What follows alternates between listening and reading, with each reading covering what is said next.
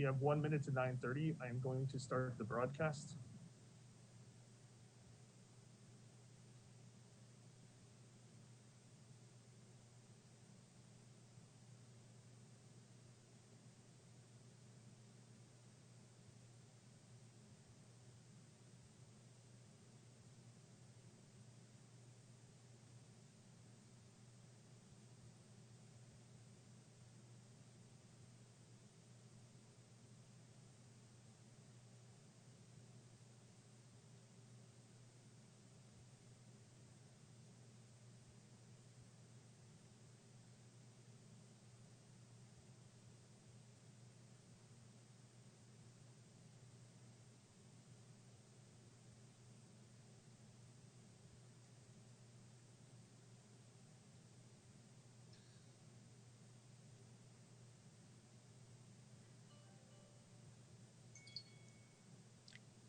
Good morning, everyone. It is 9:30, and I'm going to call to order the school board workshop for May 19th. The first order, I am going to call roll so that we know who is online as far as board members and staff that usually attend, and as presenters are coming forward, they too will introduce themselves. So let's start with Miss Long. I'm here. All righty. And Miss Kane. I'm here. Dr. Carr. Dr. Carr. Yep. Mr. Dudley. Dr. Dudley, I'm here. Dr. Dudley, I know. Ms. Flowers will be joining us a little bit later. She's unable to be here right at 9:30. And 1, 2, 3, 4, 5, 6. And Miss Lentino is possibly going to be late, but she is not on at this point. So we have Dr. Grego. Yes, I'm here. Thank you. All righty. Dr. Corbett. I am here. Thank you. Mr. Kapersky. I'm here. Thank you. And Ms. Simonetti. Good morning. I'm here. Thank you. Good morning. And did I miss anyone? I'm Carol Cook. Did I miss anyone? All righty. So let's start with the review of the agenda. As I mentioned, Ms. Flowers is going to be a little late. She had an appointment that has conflicted. And I know our very first item is going to be talking about the Melrose property. That's something that she would like to be involved in the discussion or hearing the updates, I would imagine. So if it's all right with the board, and I see no one having any concerns, I'd like to remove that item right now and move it to a later point after she arrives. If there is a problem with that in any way, would board members raise their hand? All right, I see none, so we will move that, and I appreciate the switch to the agenda. Thank you very much. Any other items that the board members would like to move, discuss, or question? All right, seeing none, instead of starting with the first item, we will move down to energy program update. Dr. Grego, do you want to start that? Well, I'll introduce it. I know it's a little bit more difficult not being face-to-face with people who usually sit on that one side of the room, if you can picture it, where they present. And let me, if I may, Madam Chair, and to the board, this is, I don't know about you, but I know maybe Dr. Carr is reflecting a little bit. This is the week that we typically wouldn't have a board meeting because of graduations. So as we think through those things, let's continue to honor our seniors, and they're doing such terrific work, but it does allow us to gather here today. So I appreciate the flexibility as this board has always exhibited. So with that flexibility, Mr. Herbeck, I appreciate the last minute move to the energy program update. This is a performance contract that this board has been engaged with for 5 years now, and as we exit it, I can say it saved us a tremendous amount of money and resources. So Mr. Herbeck, if you'd introduce it, and also our guests that we have on from Synergistics. Okay, thank you, Dr. Grego. And I'm going to ask Beth Herendeen right now to go ahead and put this slide deck up.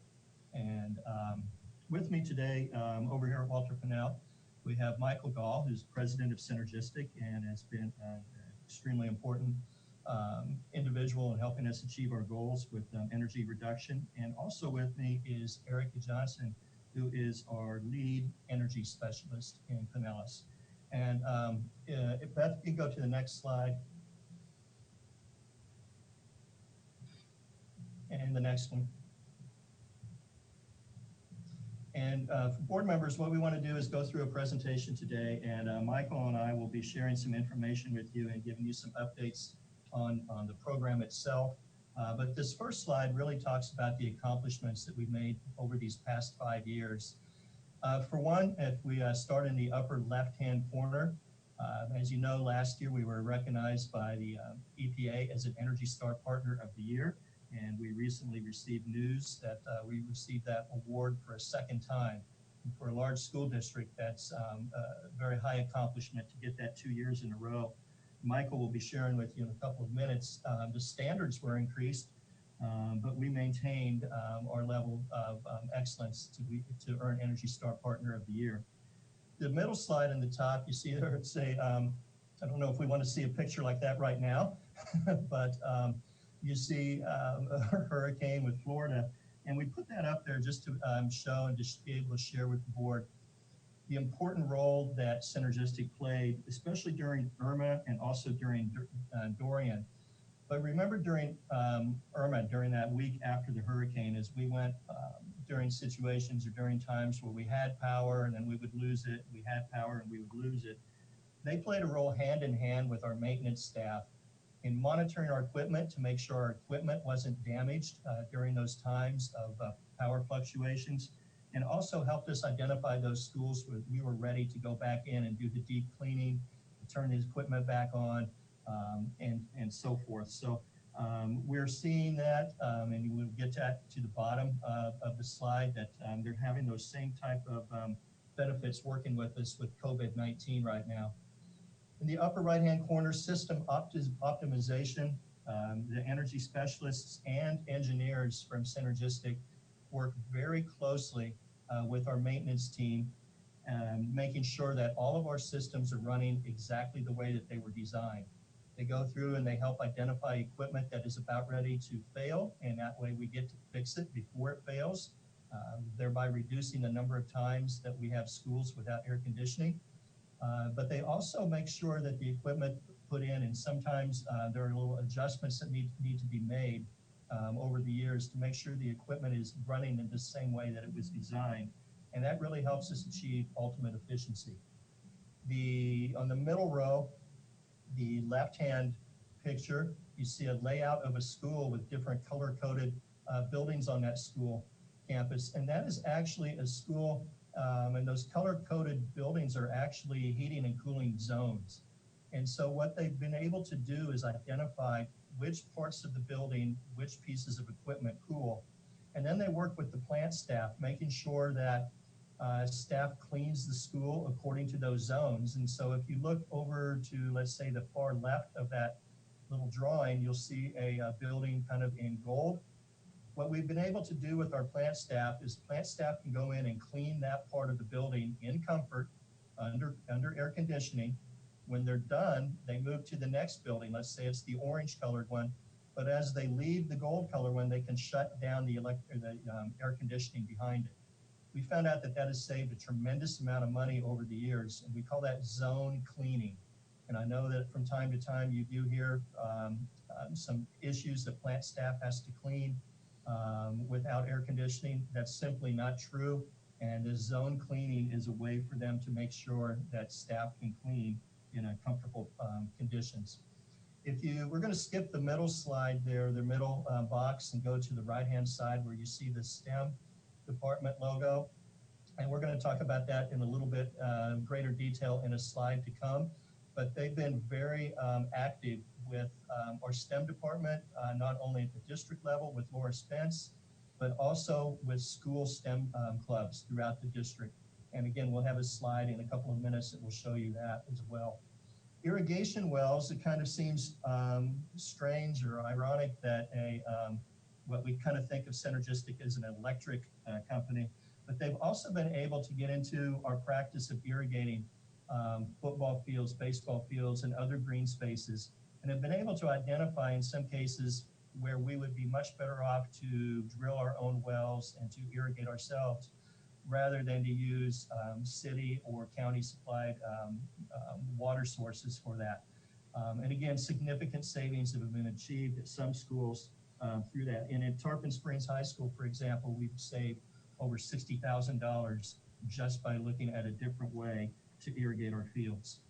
You see COVID-19, we're probably tired of seeing that, but one of the things that we've also discovered during this time, it's much like during Hurricane Irma, the energy specialists have been out in our schools. They've been making sure that the schools are running on dehumidification cycles to make sure that mold and other things are not growing into schools during this time. But they've also been making sure that the equipment is not running when it doesn't have to be. We've been able to save a significant amount of money again with that, and Michael's going to give you some details on that on the slide to come later. The GreenX interval data, Michael again will go through some slides that show exactly how we're using technology, not only to reduce our energy consumption, but also to save money. And that brings us back to the middle slide, or the middle square on this slide. To date, we've reduced our energy usage by 19%, which is equated to $30 million worth of savings. I turn it over to Michael. Next slide, please. Good morning, Dr. Grego and the Pinellas County School Board. If you saw a visual of me, you might remember me last year. We were here in February delivering an annual update with a $26 million check. And so thank you to Clint and the team that we're now approaching $30 million. It's been a great program and a great partnership from Synergistic's point of view. This slide here is a repeat from the picture last year because they canceled this year's Energy Star event. But as Clint mentioned, being a two-time in a row award winner for Energy Star Partner of the Year for this large of a district is unheard of. And the reason that is because the certifications are done on a top quartile type scenario. And this was the year that they actually made the criteria even more stringent. So the fact that Pinellas was able to sustain 92 schools, some of them changed in and out, but you all kept 92 of your schools to meet that certification. We were anticipating somewhere between a 30 to 40% slide in the number of schools that we represented that reached that certification. So it's kind of a double win at the Pinellas level that you were one partner of the year and that you had the same or greater number of schools. So I've talked to the EPA. As soon as they get back in their building, they will be mailing that acrylic award for you as a two-time partner of the year. And for us as a company, Synergistic, we were awarded our 12th year in a row as a partner of the year. Next slide. So I had a good chance of bumping into Dr. Grego at a national conference, the Council of Great City Schools, about a year and a half ago, and he was complimenting Synergistic on the strong work that we have done in reducing energy consumption for Pinellas County.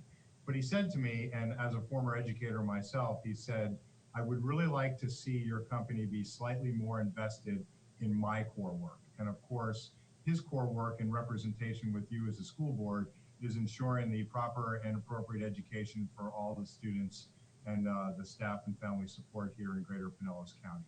And so he challenged me to find a way to help push the energy program into classes. You'll see through most of these slides a very strong partnership between Synergistic and Pinellas County Schools. And then the idea here was, instead of just Clint's team and our team being partnered, what if there were 100,000 energy aware kids in the district? What would that do for not just the dollars that you have to equate to your utility bill, but to the future of Pinellas County in a sustainable effort? And so I appreciate Dr. Grego for raising that challenge. And so we committed to then the STEM camps in 2019. We met with your STEM director, Laura Spence. She is a real treasure and a real treat. I've worked in over 100 school districts across the country with our company and helped lead 3 of them myself personally. And I've not met that top quality of a STEM coordinator or director. So you all have a real gift there. And then this year, we actually pressed that into after school and before school STEM academies. I was able to attend one at Bay Point Middle School, was one of the first ones we did. And what I realized was that buildings are built to hide the mechanicals from students and staff. Most middle school students have no idea what it takes to generate that comfortable teaching and learning environment. And when you open up a mechanical room door and they saw the size of an air handler unit, it was very quick for them to realize how much money it must take for that to actually run. If you got a nickel for every time a kid pulled a piece of paper to recycle it out of the trash can, we'd all be rich. But how many times do kids leave the windows or the doors open when the air conditioning unit is running? So it was with great satisfaction that we were able to educate and illuminate the idea of energy savings to kids. We participated in the STEM Expo last year, 2019. We had even a better setup ready for this year. Of course, a lot of COVID issues have been here. And then, of course, there's Larry the Light Switch there on the left, which is Pinellas's own energy savings mascot that was surveyed and selected here locally. Our team has gone even more extensive than that. You'll see a picture of them at the end. I happen to be fortunate to lead a team of 4 here, 3 of which are super independent and powerful young women in a very technical field. And they've leaned in partnership with Pinellas on a couple of issues, specifically the Girls Power Tech STEM event. And also 2 of our members are also veterans. So you can see that we just continue to push in to Dr. Grego's challenge as many times as we can. I know Mr. Herbrick also attended one of those STEM events, and we'll let him comment on it from his perspective. Yes, thank you, Michael. I went to the STEM event after school at Osceola Middle School, and I believe it was January, February. It's a cold day, and there were about 40 students involved. I think about 22 or 23 of them were girls, and the level of interest that they had was really surprising to me. When I walked in, I really didn't know what to expect, but they were as engaged in an after-school event about energy conservation as they would have been in their favorite math or science class. They were given a brief introduction to the synergistic program and the whole concept of energy conservation in the classroom. And then we did a tour of the school. We went into a couple mechanical rooms. We went and looked at the chiller and walked around the school. And the questions that the students had to me, again, were extremely impressive. So, and again, thanks to Synergistic for opening out that opportunity up for all of our schools. And next slide, please. Okay, this can be a very busy slide, but there's a big takeaway here, and it's in the upper right-hand corner, which is your CFO's picture on a $100 bill. The relationship with Pinellas has been successful for a couple of reasons, but when I think about it at a strategic level, it's really been full district buy-in generates deeper savings. And so the graph here shows energy consumption, specifically electricity, over this is a 4-year chart, but we're in our 5th year now. And I circled the area where that savings has been greatest. And what we determined is that Pinellas, through actually giving money back to the schools themselves, was able to get a layer of deeper buy-in than most of our clients do. Normally, our relationship starts with the superintendent and the COO and the maintenance director and has a tendency to stagnate and stall there. But through the partnership with Pinellas and through your CFO, Mr. Smith was able to push those dollars back to the school level, and over $200,000 back to schools, gets that principal and her or his staff to recognize how much energy they are or are not using, because they have a little bit of skin in the game. And so this is really unprecedented for us. We find that most clients kind of stagnate when you get the easy things, the low-hanging fruit. But every year we've seen continued drive and even deeper and deeper savings coming through. So this has become a standard recommended practice of bringing in an incentive program that allows the schools to get some payback into that opportunity. Next slide. And this next slide shows Pinellas as compared to the rest of the state. And if you go back to 2015, one of the things that Dr. Grego talked about was that he wanted Pinellas to at least be, if not better than, the cost, the average cost per square foot for energy use across the state. So as you look at this slide, Pinellas is in green, the state average is in blue. If you go back to 2014-15, we were far, far above the state average when you look at cost per square foot for energy use. This past year, and again, the data is lagging, but in 2017, 2018, you can see how we closed that gap. We started off with the cost per square foot of $1.43. We're now, at least in 2017-18, we were down to $1.17. Cost per student, as you can see at the bottom of that slide, decreased dramatically as well. So at a time where we are decreasing, you can see the state average is actually increasing. We usually have in our hands at this time the prior year's electrical use, which comes from the Department of Education. COVID-19 has slowed down the release of that report. We're hoping to see that at any time, but what we're expecting to see, you see that question mark in 2018 and 19, we expect to see either the green line and the blue line either merge, and most likely what we're hoping to see is that the blue line, which is the state average, being above the green line, which means that we would have reached our goal of meeting or being better than the cost per square foot as well as the cost per student for energy use. Next slide.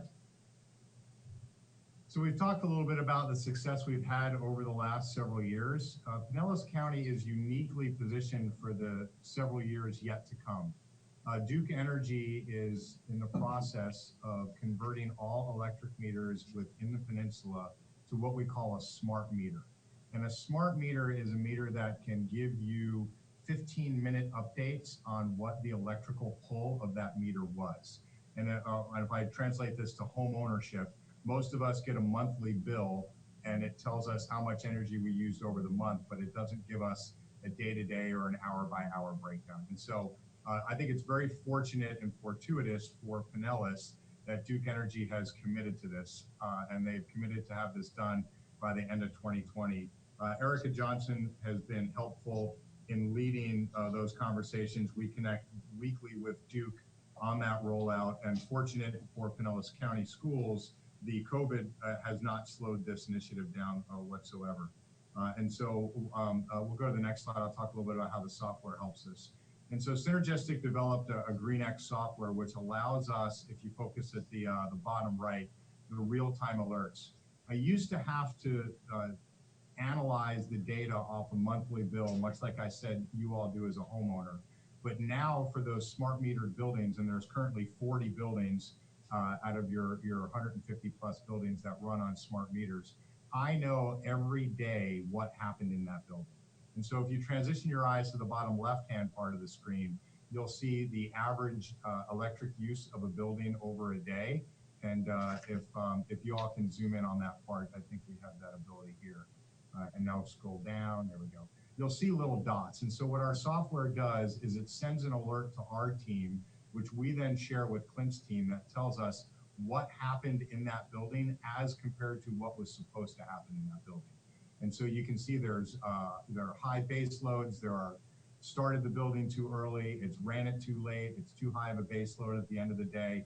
And as you can imagine, every kilowatt used in excess is costing you, a dime per hour that you use it. And the area under the curve, as you already know, Pinellas County is spending $25 million a year on energy. And so this becomes what I call an accelerated opportunity. What used to take me 30 and 60 days to figure out, we now know within 24 hours. And if I translate back my time in schools, if I ask any principal in any county what happened 60 days ago, they're going to shrug their shoulders. But if I ask them what happened yesterday, there's a good chance they're going to tell me, in the instance of a late shutdown, the PTA meeting ran late. Well, then that's great. You need to provide a comfortable environment for the PTA meeting. And then, then we know what happened. But what you might find out is that you had equipment running off schedule, or that somebody's using your building and not actually scheduled. Okay, next slide.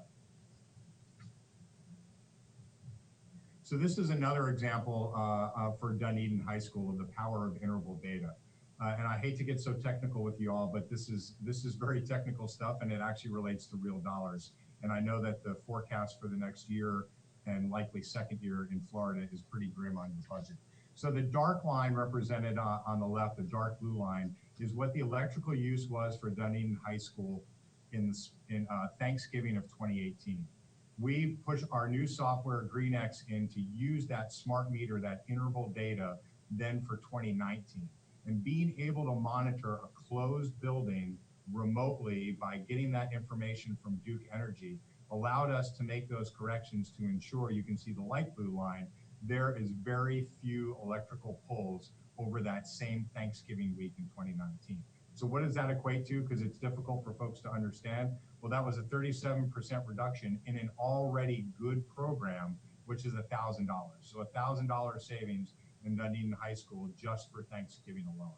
And so if you go to the upper right-hand chart there, you'll see that the savings over time in Dunedin High School would normally have kind of stagnated in 2018. 2017, 18, you can see you're spending about $2,500 to $3,000 for the week, but then really driving that interval data by having access to that information on a 24-hour roll and knowing what was happening through our GreenX alert system was able to drive that usage down to $1,500.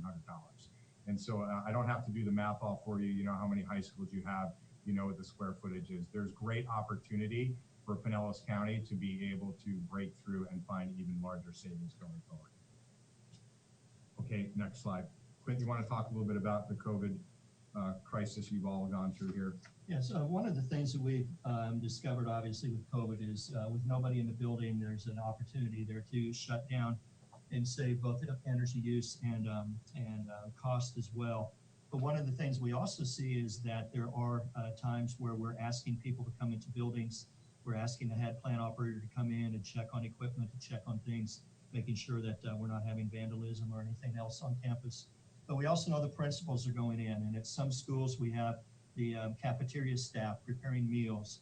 At other schools, especially early on, we had device distribution, and we're getting ready for property exchange here in a week or so as well.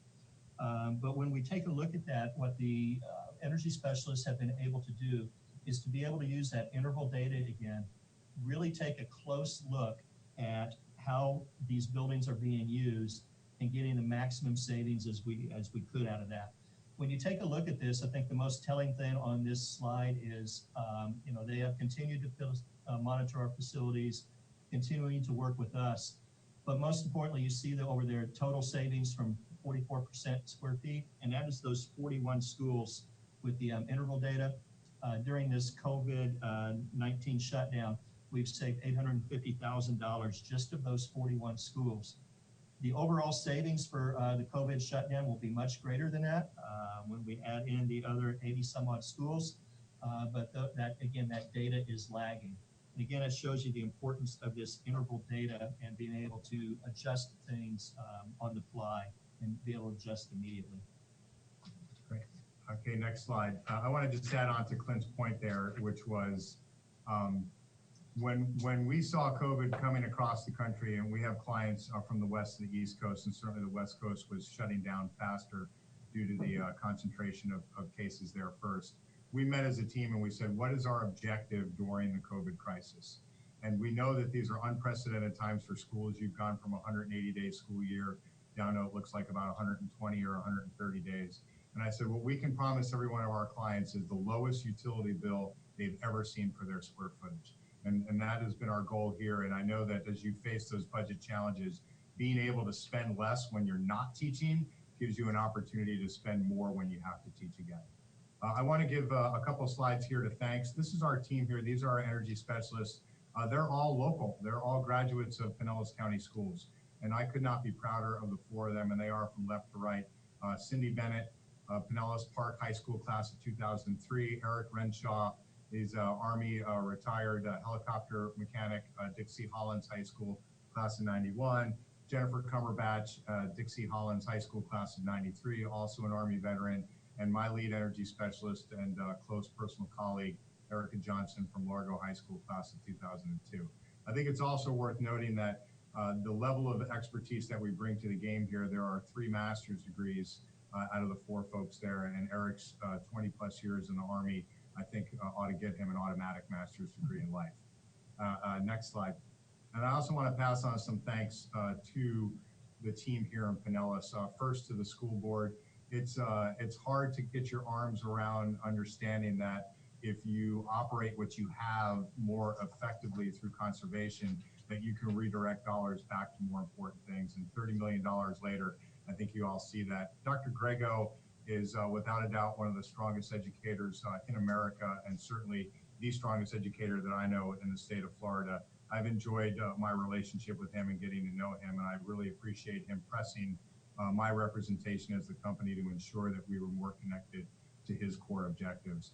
Clint and I are fast friends, and Clint has become nationally recognized within the Council of Great City Schools as a leader in energy conservation. Mr. Herbert and I have co-presented at the annual conference. We are due to co-present again when it is hosted here in Clearwater in November. To your CFO, Kevin Smith, it takes a lot for a CFO to realize that if you give a little bit of dollars back, you can get a lot more coming in. And his willingness to give some money back to the schools, as previously briefed, was a real coup de grace for you all. Mike Hewitt and the entire general manager of facilities teams, they are really the day-to-day interface with my energy specialists. That's where those alerts and those work orders get handled. And I can tell you that if you all don't get the work done or make the programmatic changes, then there is no savings. And so if that partnership isn't strong, then it just doesn't get there. They have been side by side with us the whole way. And I asked the team to go even deeper, and I wanted them to highlight individuals as well at the school level. And so to Brandy Williams-Macon, the principal at Jamerson Elementary, since her taking over that school, she's been able to more than double the savings opportunity. And she really thinks with conservation in how she goes about managing her day. She asks our team, which is the most cost-effective place for me to host any after-school event? So she's thinking about conservation as a sustainable effort. Bill Thomas is the head plant operator at Seminole High School. Again, his partnership with our energy specialist there, as you know, high schools are real beasts to get your arm around, and it's nice to have a partner inside the building that way. Bill Chapman, again, for helping us resolve some of those really, really difficult things. I know that preventative maintenance and updates to equipment don't solve themselves overnight, but when you have a guy like Bill as a foreman, you can actually get through it. And last, but certainly not least, Woody Walt Rector as one of the instrument techs. Woody's what I call a wire chaser. He's one of those guys that will roll out the blueprint or the schematic to actually figure out the thing that nobody else is willing to figure out. And thanks to Mike Hewitt and team for giving us access to Woody, because he's really been able to chase down and solve things that any other school district I'm partnered with would just say, we can't get there. And so we really like having that level of detail on the team. Next slide. Next slide.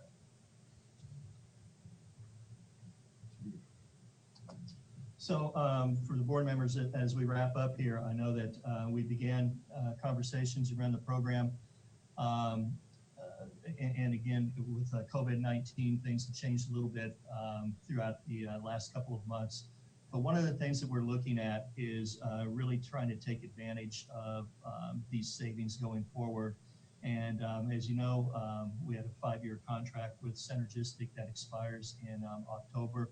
One of the things that we're looking to do is looking at some different ways to possibly either move that forward or do some things on our own, as we've talked to you about as well. But I think one of the things that we would definitely want to do is look at different opportunities with the Synergistic and make sure that we capture these savings moving forward. So with that, we'll turn it over if there are any questions or comments.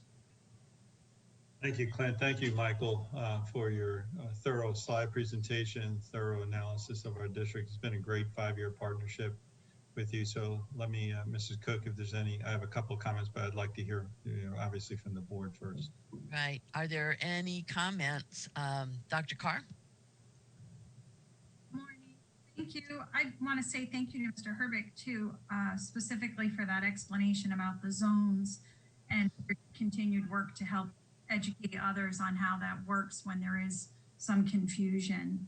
And also thank you for your efforts to ensure that our veterans are a priority in your hiring process from Synergy.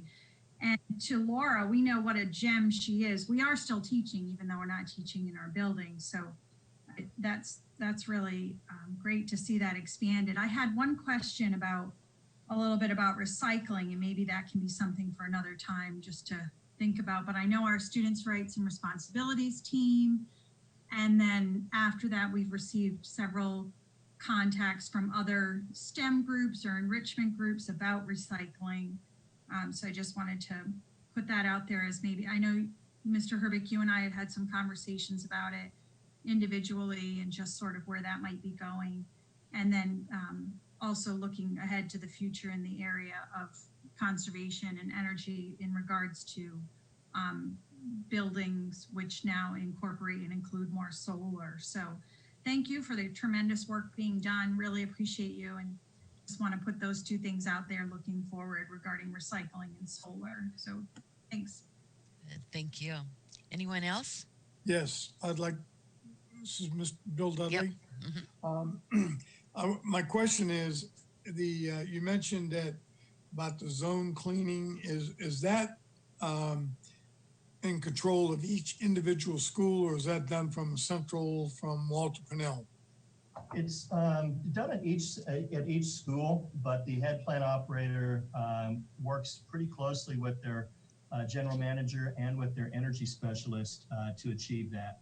So some do better than others, but there's if they ever have any questions, again, the general manager and energy specialist have done this before. They've sat down with HPOs and helped develop those schedules to make sure that everybody is cleaning in a comfortable environment while saving electricity. Well, there was some issues here earlier in the year where they were getting that the energy was being shut off, the air conditioner was shut off at a certain time, and buildings hadn't been finished cleaning, and so they were working in a less than enjoyable environment. And so that's what I'm saying. This is what, to prevent that? Is that? No, yeah, and if that ever happens, all the HPO has to do, the HPO has the ability to turn on the equipment, to override it, and all they have to do is pick up the phone and call the energy specialist and adjust the schedule. It really is a function of the HPO, so. Okay. Yeah. Well, thank you. Inquiring minds want to know. Thank you. All right, Dr. Carr, your hand is raised again. Yeah, I just wanted to speak to that, what you were talking about, Bill. Sometimes I know in questioning some of this, and you can correct me if I'm wrong, Mr. Herbick, but sometimes it was a matter of communication between the night plant operator and the head plant operator. So sometimes there was, upon further investigation, at a couple different places where I heard similar things to that, Mr. Dudley, where folks were cleaning in the heat, that after talking to Mr. Herbick, those administrators worked on it and it was able to be resolved. So sometimes it might be a communication issue. That is correct. And I just wanted to, I'm double checking, as I say, inquiring minds want to know. I just wanted to make sure that what I heard was accurate, and that's all. You're right. I had heard similar things, so I just thank you guys for working on it, because we definitely don't want our plant operators in an unsafe situation. All right, any other questions or comments before Dr. Grego wraps it up? All right, Dr. Grego, it's yours.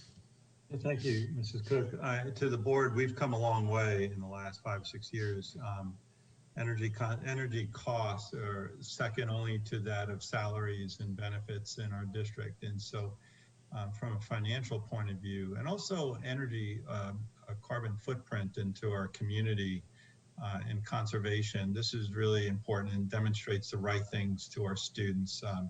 I'm very, very pleased about how Synergistic is working inside the curriculum of our district and engaging our students, whether the STEM clubs or other, the Great American Teach-In and so many other avenues. So for Michael, I am very, very appreciative of that, and certainly hope that continues. The other thing is that I want the board to, and thank the board, because this was part of our strategic plan. And that sometimes we don't circle back around and say we had the intention of reducing our costs so that we can place more dollars into the classroom, more dollars into teacher salaries, more dollars into our core business. And nothing against Duke Energy, but certainly the conservation of these resources, this comes from our general revenue. And so if you think about the $30 million, those are $30 million that we are using to strengthen our district and strengthen our instructional program, and still keeping our buildings comfortable. And like any new program, there's always going to be a little bit of stumbling along the way. As Dr. Carr mentioned, it's all about, let's make sure we communicate, and After the first time we learn, the second time it gets easier, and the third time it gets like rote memory. So we need to still work with this and thank our head plan operators across this district, because they do a phenomenal job of being the key person in each of our school sites. So just want to say thank you to the board for engaging, and I like performance contracts. When they work, they perform, and people are engaged and incentivized to perform, and Synergistics certainly one of those companies. And thank you, Mr. Herbig, because I know that this falls on one person in a district, and I want to thank you for lifting this across the line, the finish line. And now our goal is to continue on with these savings and not let those line graphs go the opposite way. So I'm excited about that. I'm excited about the potential savings that we'll continue to realize and place back into the classroom. Thank you. Very good. And thank you for the presentation. We appreciate the time and the information. If there are no other questions and comments, we will move on to our next item, which is a charter school renewal. Yes, and I believe that's going to be Ms. Matway and Rick Wolf. Let me get that. Thank you. Thank you, Madam Chair, board members, Dr. Grego and staff. I would like to just take a moment to share a bit of good news that we just heard last night. Amy Hayes, our Senior Coordinator for Charter Schools and Home Education, is the newest elected director for the Florida Association of Charter School Authorizers. Their mission is to collaboratively equip districts with professional standards and best practices to authorize and support excellence in chartering for all students. Pinellas is seen as a leader in our state, and Amy is a mover and shaker in this arena, and I want to thank Amy for her leadership. So just wanted to take a moment to share that bit of good news before we move in to the actual agenda item. You'll receive an agenda item for the 2-year charter renewal and a request for a change for the primary math curriculum at Athenian Academy. Athenian Academy opened in 2010 as the first Greek immersion charter school in the United States. It has expanded as it was formerly a K-2 school with fewer than 50 students to now a K-8 school with just under 500 students. Please allow me to introduce Rick Wolf, Director of Charter Schools and Home Education, to provide additional details on this request. Rick? Good morning, and thank you, Ms. Matway, for that introduction. I would like to reiterate congratulations to Amy Hayes. This position that Amy is going to be in really allows the school district to keep its finger on the pulse of what's happening in the charter world, both in the state and nationwide. So this is a real prestigious appointment for Amy, and it's certainly a benefit to the district. With that, I would like to just elaborate a little bit on the 2-year request for Athenian Academy. You'll see that it also includes a request to change their primary math curriculum. According to district policy for charter schools under 9800, any substantive changes, which includes a change to the primary curriculum, requires an amendment to the charter agreement and approval from the school board. During the renewal process, Athenian Academy submitted a plan to improve student performance. They have a school grade of a C, which resulted in them losing their high performing status. So in this plan, you'll see in the addendum in the agenda item that the plan includes not only the request to change the math curriculum, but also using data to drive the instruction, implementing a school-wide ESOL training program, hiring guidance counselors, and expanding their ESE support services. District staff has reviewed the plan that they submitted. They also submitted some mid-year data that did show improvement taking place currently. So normally a renewal request would be for 5 years. However, this is a recommendation for a 2-year renewal, allowing the school to fully implement this plan and giving the district an opportunity to monitor the data within this 2-year request. All right. Are there any questions at this point? No, I appreciate the fact that you're looking at a 2-year renewal instead of the standard 5. I think that'll be very beneficial. All right, I see no other questions. Ms. Matway, Mr. Wolf, is there anything you need to do to wrap up? No, we just thank you for your time. Wonderful, and thank you for being here. Dr. Grego, any input that you have? No, I'm fine. Thank you. Good job. And congratulations to Amy, too. Yes, absolutely. Absolutely. Thank you. I appreciate that. Yeah. Oh, you're online, Amy. Oh, hey, Thank Amy. you. Yeah. I didn't know they were going to do that, so that's very nice. I appreciate it. Well, I Congratulations. learned about it. I learned about it this morning, Amy. So that's good. That's good. Yeah, Well, I'm proud very of you. excited. Very Thank you. good. All right. Well, thank all of you, and we will move to our next item, which is the inclusive school support guide. And I believe that's Ms. Matway again.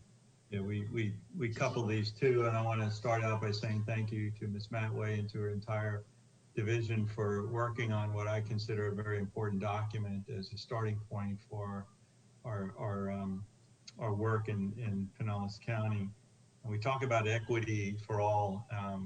The all needs to be in capital letters, and we need to ensure that we're truly inclusive in all of our practices. So I believe this document is a good starting point, and not only starting point, we've done great things in our district.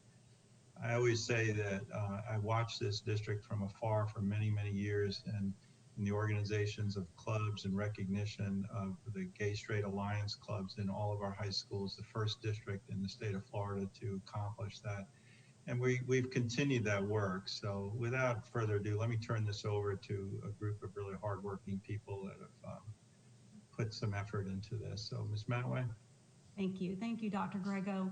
And this really has been a labor of love, and we appreciate all of the stakeholders that have provided input into this inclusive guide. The partnership between Equality Florida has really been paramount in the building of this guide. And that started about 2 years ago, following a Foundation for Healthy St. Pete grant that was available for safe and healthy school programs. This collaboration focused on both short-term and long-term goals of expanding best practices for LGBTQ+ students and other marginalized groups. Through this collaboration, we are able to continue what is our responsibility of ensuring safe and secure school environments for all students. One of our goals is to reduce bullying, harassment, and social isolation for students by building a safe and inclusive school. This guide was developed as a tool for PCS staff.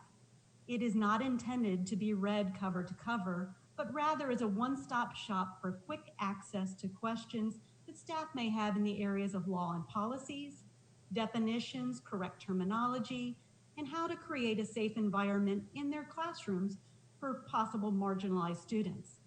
This guide will be continuously updated to stay current with federal, state, and local laws and policies prohibiting discrimination and harassment. Now I would like to introduce Lisa DiPaolo, Managing Officer Prevention, to provide a deeper dive into this outstanding work of the Prevention Department. Lisa?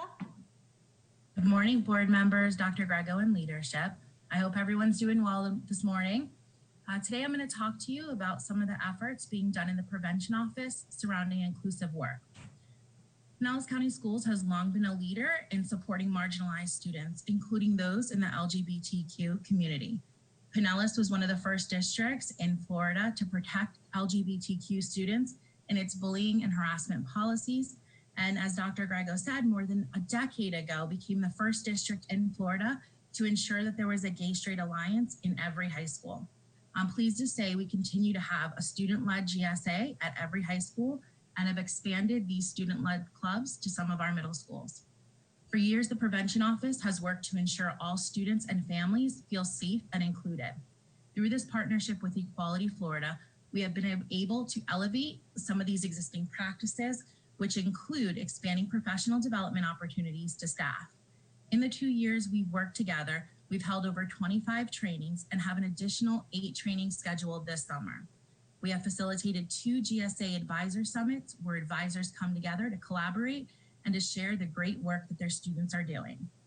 We've created a comprehensive resource library with over 200 titles to support the mental health and well-being of all students. And additionally, in expanding this partnership, we worked closely to produce this inclusive school support guide. The guide's a tool for every staff to utilize when working with at-risk students. We know all students benefit from formal policies and supportive programming within schools that confront discrimination and promote safety, health, and well-being. This inclusive school support guide is a culmination of these best practices. There's specific information within these documents to address our policies on bullying and harassment and anti-discrimination. We also highlight the guidelines for inclusive curriculum, which includes literature written by LGBTQ+ authors. We know that research suggests when students can identify with curriculum, they feel included and accepted, therefore increasing motivation, engagement, and overall building resiliency. The Inclusive School Support Guide is a living document, like Ms. Matway said, and it will be updated as needed to ensure all information is current and significant to the work that we do. This guide will continue to support our ongoing initiatives surrounding inclusivity, working in a safe environment, working and learning in a safe environment, and equity in profound and meaningful ways, especially for these at-risk students who are further marginalized by their sexual orientation, gender identity, race, ethnicity, or socioeconomic status. The Pinellas County Prevention Department believes this guide has the power to save lives. Thank you for your continued support in our efforts. And I'm going to go ahead and turn it back to Ms. Matway. Thank you, Lisa. And board, we appreciate all of your support. We know that you have attended Equality Florida events that take place in St. Pete. Their annual conference is held in St. Pete, and we appreciate the support that you have provided the Prevention Department. At this time, we're open for any questions.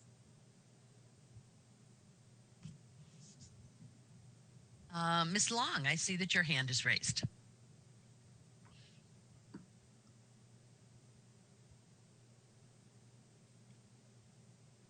Mrs. Long, your microphone is...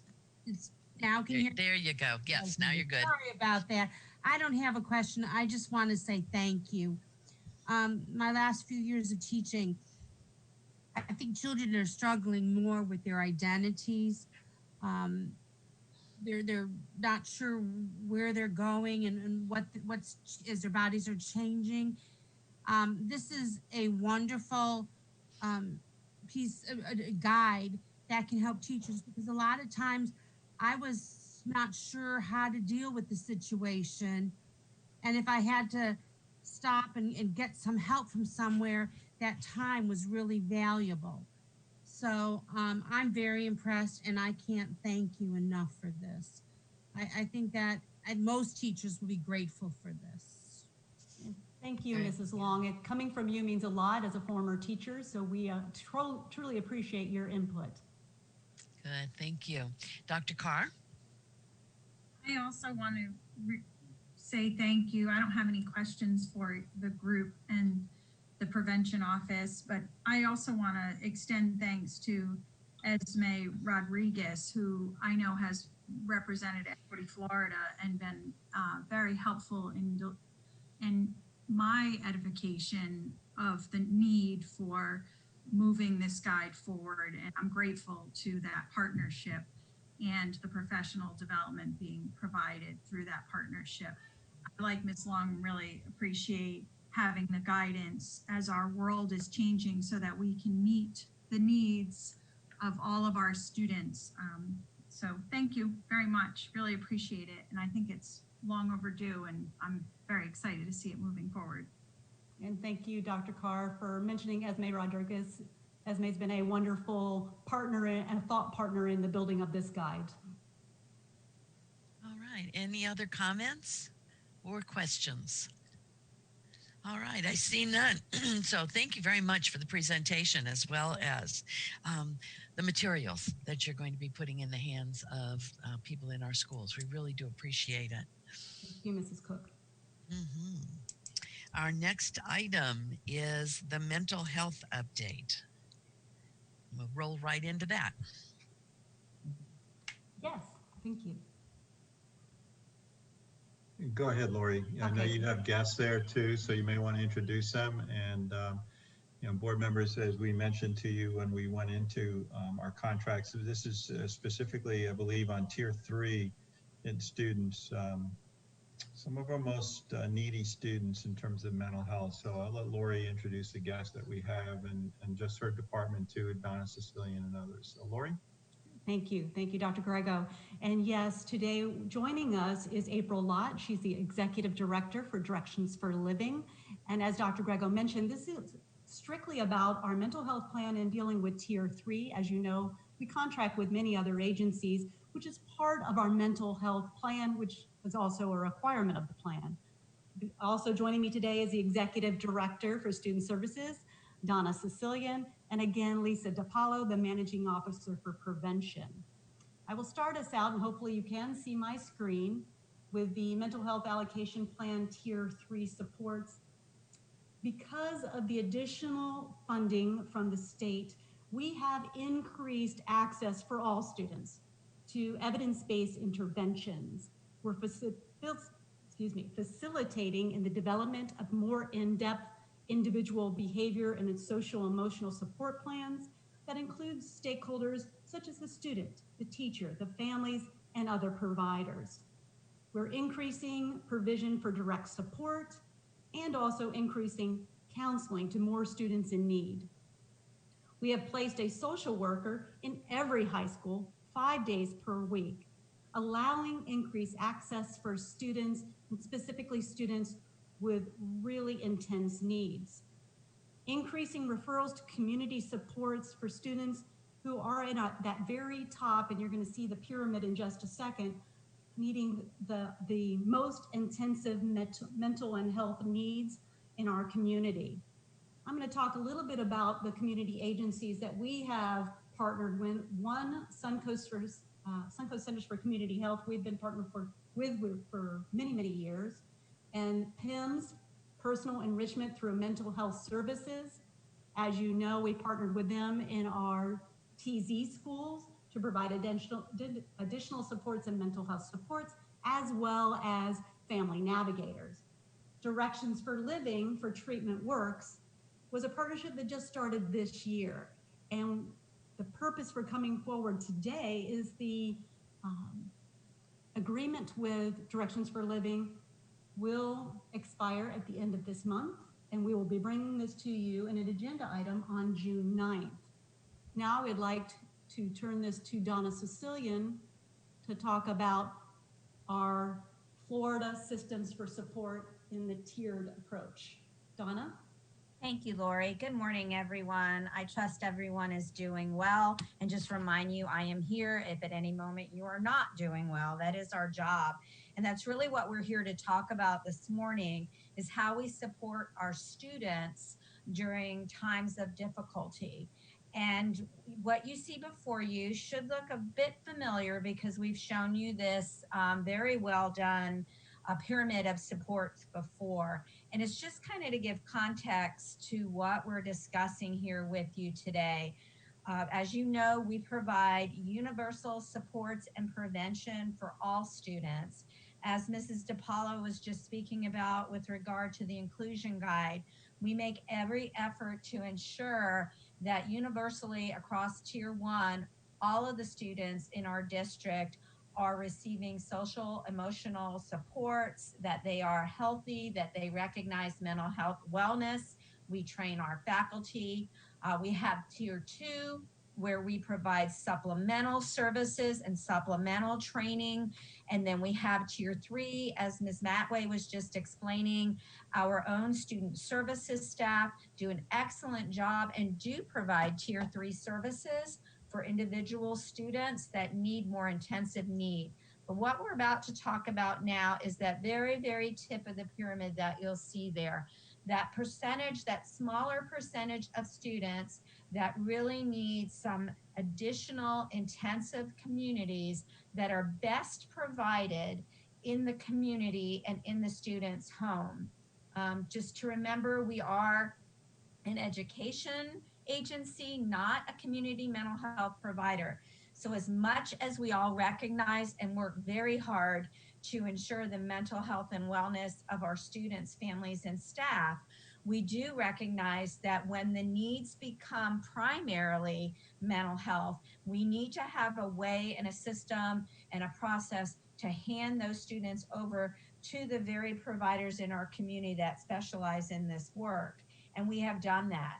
And the mental health allocation that we receive from the Department of Ed does require that we spend some of that money to partner with the agencies, which Ms. Matway just explained. So we entered into this particular agreement with Directions that we're talking about today. And initially we were wanting to ensure that it was effective. So we entered into a 1-year agreement that, as Ms. Matway said, ends at the end of June. So we are looking to renew that, and we're gonna talk with you today about why we want to renew it and the progress that we've had. So Lisa DiPaolo has her team primarily doing the direct work with Treatment Works. So she's going to talk a little bit with you about the numbers and what has happened since we entered into the contract with them last spring. Lisa? Good morning again. Our first referral to Treatment Works was received last year on April 8th, 2019. Since that time, there have been 43 students who have been referred and have received services. And of those students, 22 were discharged, 86% were successfully discharged. It's important to note the intensity of the students who are being referred to Treatment Works through the district threat assessment team. These students have been referred for threats directed at the school, threats directed at identified peers and staff, and extreme violence in the community. The threats were intense. All threats involved some type of planning or dossier. They were beyond impulsive statements made. These are our tier 3, these are our students who need tier 3 support. Almost all of the students have co-occurring concerns, which include drug use, family violence, mental health diagnosis, poverty, DJJ or CPI involvement. These families need intensive support to be able to function daily. These students and families need a high level of therapeutic intervention, and that's provided by Treatment Works and their clinical team. Next slide. Thank you, Lisa. This is Donna again. It's so awkward not being right there in front of you, so just wanted to make sure you recognize my voice. I wanted to talk a little bit about the cost involved with this program. As you look at the numbers and what is actually an incredibly high rate of success with an incredibly complex and difficult to reach population of students. The average cost for a team is about just under $150,000. And I want to explain what we mean by a team. So each team consists of a full-time therapist, a full-time case manager, and these people are in the home. And starting with the most intense cases, they may be in the home for multiple hours a day, every day of the week. They also come to the school when we're in brick and mortar. They are continuing to go to homes even during this time of COVID and online learning for families that need that level of support. In addition to the full-time therapist and case manager, there is what we call an interdisciplinary team facilitator, because as Lisa mentioned, we continue to have these meetings, and that's a key component to the success. If you remember last spring when I was talking with you about this program, I talked about how it is modeled after Family Works, which was a highly successful program in the child abuse and neglect world. And so one of the things that made that program and makes this program successful is that there is an interdisciplinary team that meets ongoing, more frequent in the beginning and weaning off as the student progresses in their therapy. But it also includes the family and the student. I personally have attended these meetings, and to see the family and the student that engaged in the treatment planning and talking about the progress is very encouraging. There also is a subject matter expert that has come as a part of those teams, consults with the therapist, and speaks with our school staff. just increasing the knowledge and the expertise and the skills of all the adults that surround the student. So you have the family surrounding the student, the school staff, and everyone involved, because sometimes the greatest way to affect change in an adolescent or a child is to affect change in the adults that are around them, right? So that is the key part here. In addition, all of the other services offered at Directions, everything from students that may need a psychiatric consult up through administrative services are included in this cost. Now, each of these teams can serve up to 10 students, but that depends on the intensity of the student needs. So as you listen to Mrs. DiPaolo talk about, some of these kids have very, very high intense levels of need.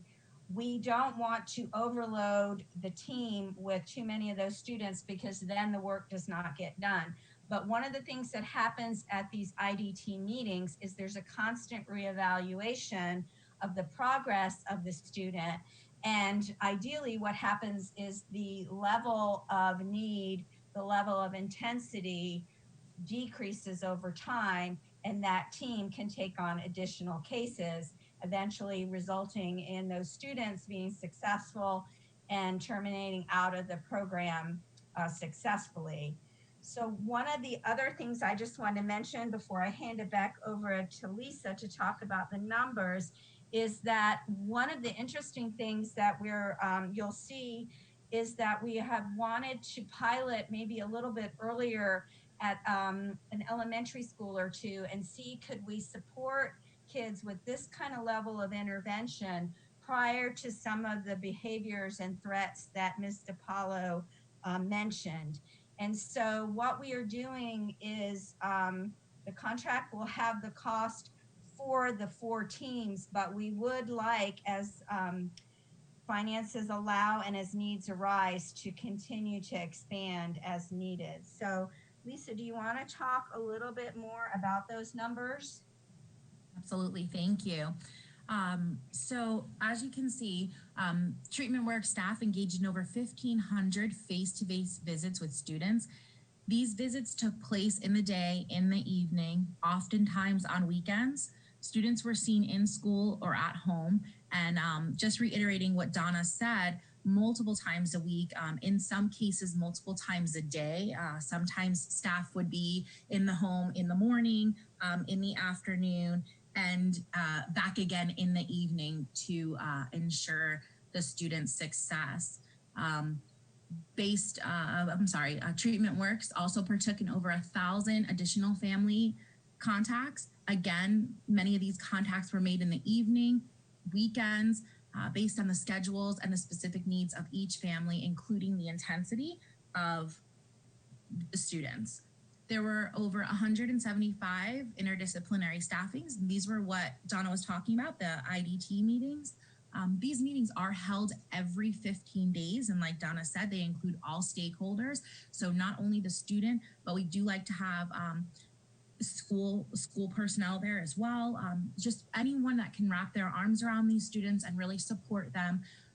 These meetings are held again in the evening or based on whatever the need is of the family.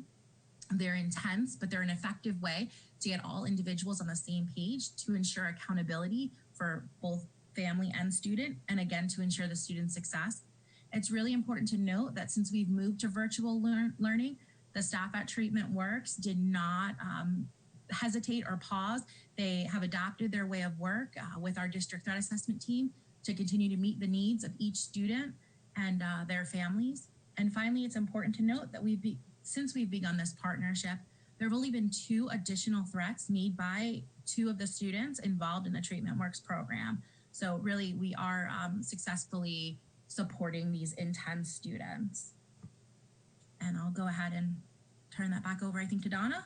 Yes, I'm going to kind of make a couple more points as we close our presentation up. I just want to start by reminding you that our staff, our student service staff, do provide effective Tier 3 services. How this program has been funded is that we received the mental health allocation, the state dollars from DOE. that are specifically outlined to have portions of that funding funnel through our hands into community mental health providers. So you all have heard me talk for years about how effective the work our team does with most students, but that when we reach these students that have this very high level of need, very traumatized, very complex, true mental health issues, that we need the community to step up and wrap around us. Well, Directions for Living has, along with other partners that Ms. Matway mentioned, have truly done that. So we are spending our portion of these state mental health specific dollars with Suncoast Center for Community Health to provide some on-site therapists at several of our schools, PEMS to do the case navigation and the services that Lori Matway mentioned, and then also Directions for Living. We want to ensure that we recognize and make sure that Mrs. Lott and her whole team know how appreciative we are of their willingness to step up and kind of get a little in the mud with us with these kids that are difficult. It's a difficult commitment to take these students on. And as I said earlier, a lot of change happens with kids and adolescents by working with the adults in their life. So one of the components that we want to make sure you're aware of, in addition to the in-home services, the direct services to kids and families, is how the staff at all of these agencies, including Directions, come back and work with the teachers and with the school staff to ensure that we're constantly building their capacity to both recognize kids earlier on that need support, as well as how to have a trauma-sensitive classroom, recognizing kids that might have trauma issues in their life. I mean, just this experience of self-isolating, I anticipate we're going to have even more kids returning, needing additional services. They help our teachers create a safe place, and really what our dream is to have a trauma-sensitive district, and that starts with trauma-sensitive schools and trauma-sensitive teachers. So we really see this as a multifaceted program, willing to take on the more intense needs. We took it 1 year at a time. Our other contracts are all for 3 years, but we knew this was brand new. So that's why we're coming back to you 1 year later. We are paying for it with the appropriate dollars that are specified. We must spend this way. And they are working closely with our team of student service staff that do this work in the schools. So I just wanted to make sure that we clearly expressed our appreciation, the success of the program, and our desire to keep it going. Thank you. Good, thank you. Miss Long, I see your hand raised. Yes, I just want to say thank you to Donna Sicilian, to all of her team, and to April Lott. April, I think I see you on there. I've known April a long time. This is such a needed part of our school system.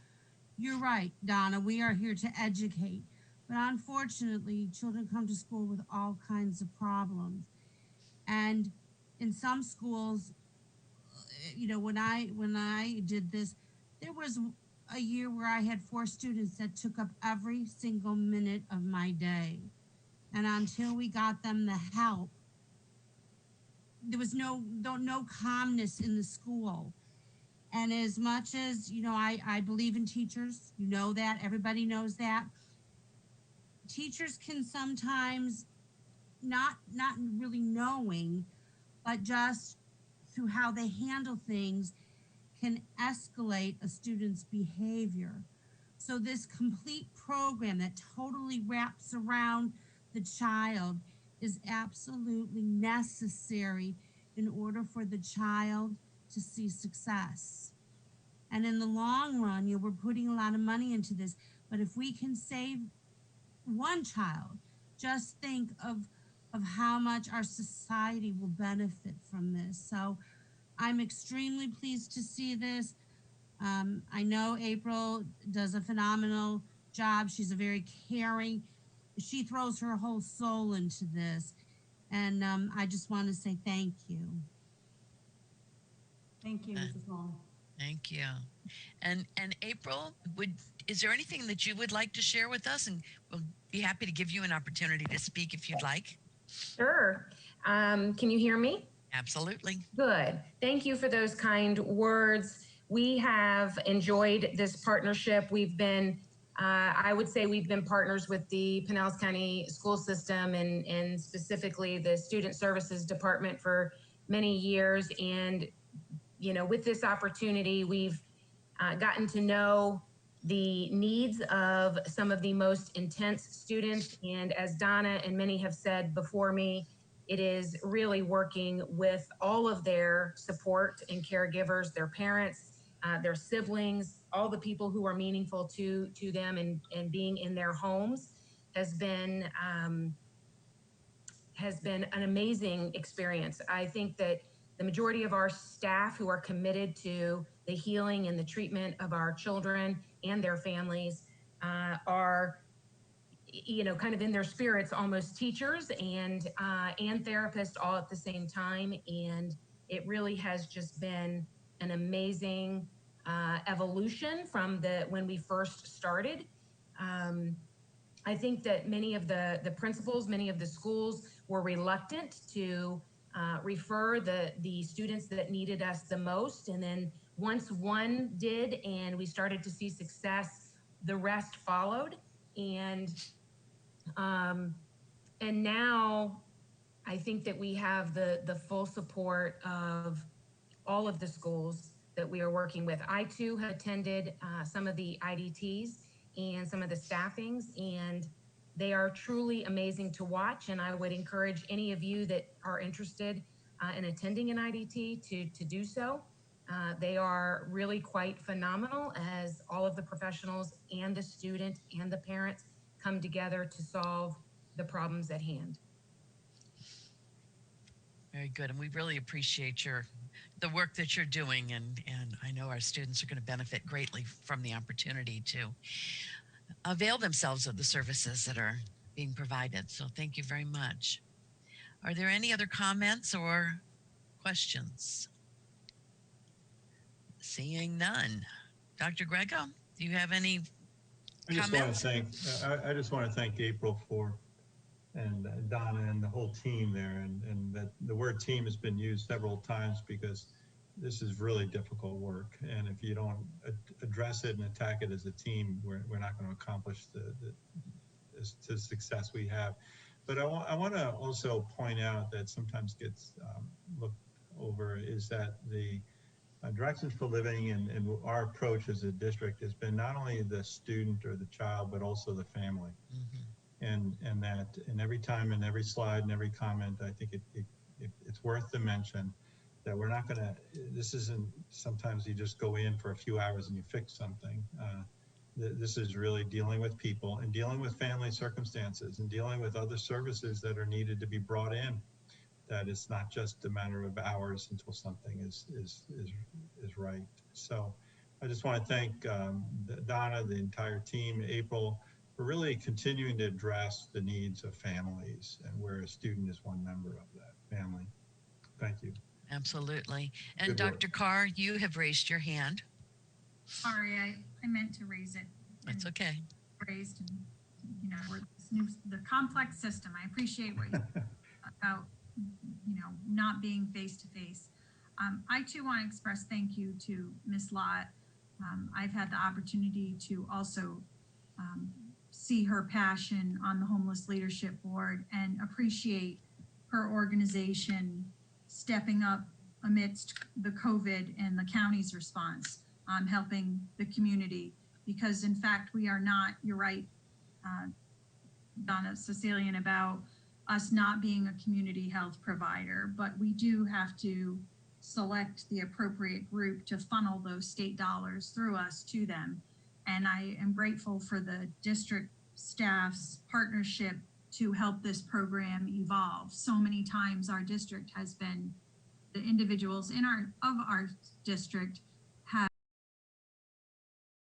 created an example for what others can do, whether it was Clint being our energy leader for the Council of City Schools we heard earlier. And I think moving forward, this partnership, thanks to the leadership of April Lott and our staff, may actually become an exemplar throughout the state for how communities can partner with districts to provide our most at-risk students. So thank you for really the in-depth oversight and explanation, and I really appreciate you. And April, I appreciate your passion for this work and for your continued work throughout the community to respond to meet the needs of our community mental health. Thank you. That means more than I could really put into words. Coming from you and your colleagues, it really is very meaningful to hear. And I too greatly appreciate you and all that you are doing. I've gotten to know you over the past year in amazing ways. And just thank you. Thank you for all that you've just said. Good. And thank you. We have been extremely fortunate to have such an outstanding team working for us and with us. And we really appreciate your efforts. I see no other hands being raised, so I'm going to ask everyone if this is a good time for you to take a break, because if so, we'll do about 10 minutes. If I do not see any hands raised, I'm going to assume you're all in agreement. All right, let's take a break. And when we come back, we will pick up with the very first item, our property update. Thank you very much. We'll be back at 11 o'clock. Thank you.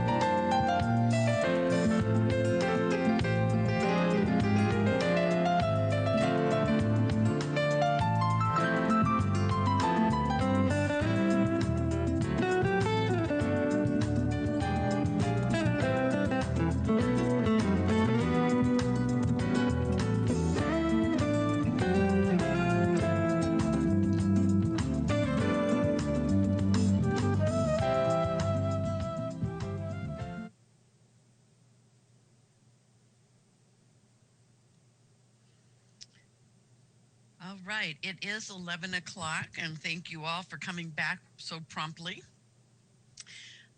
Ms. Flowers has been able to join us now, and I think she can unmute her microphone and say hello.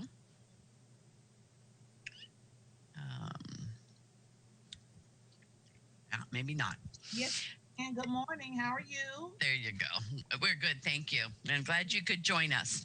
Yeah, I'm sorry for being late. They couldn't do what I needed to do any other time, so I apologize. No, it's understandable. All right. So what we're going to do now is we have gone through much of the agenda, but we are going to go back to the very first item of the property update. So Dr. Grego, are you and Mr. Herbeck ready to present this item? Yes, we are. And I'll start out by just saying that if you haven't been by Melrose Elementary School, please, I encourage you. I know that it's killing us not to have a massive grand opening of that school yet, but we will. We will. We're not going to. We may be delaying this party, but we're certainly not going to cancel it. So with that, we have an item that you'll see that we've worked through, and Clint will give you the history of it. Some of you have more history than others on it, but we have the Women's Club building that we now own, and Mr. Herbeck has worked so diligently with the city and with this board to try to see what's our next step to make this a win-win situation with that. So, Mr. Herbeck?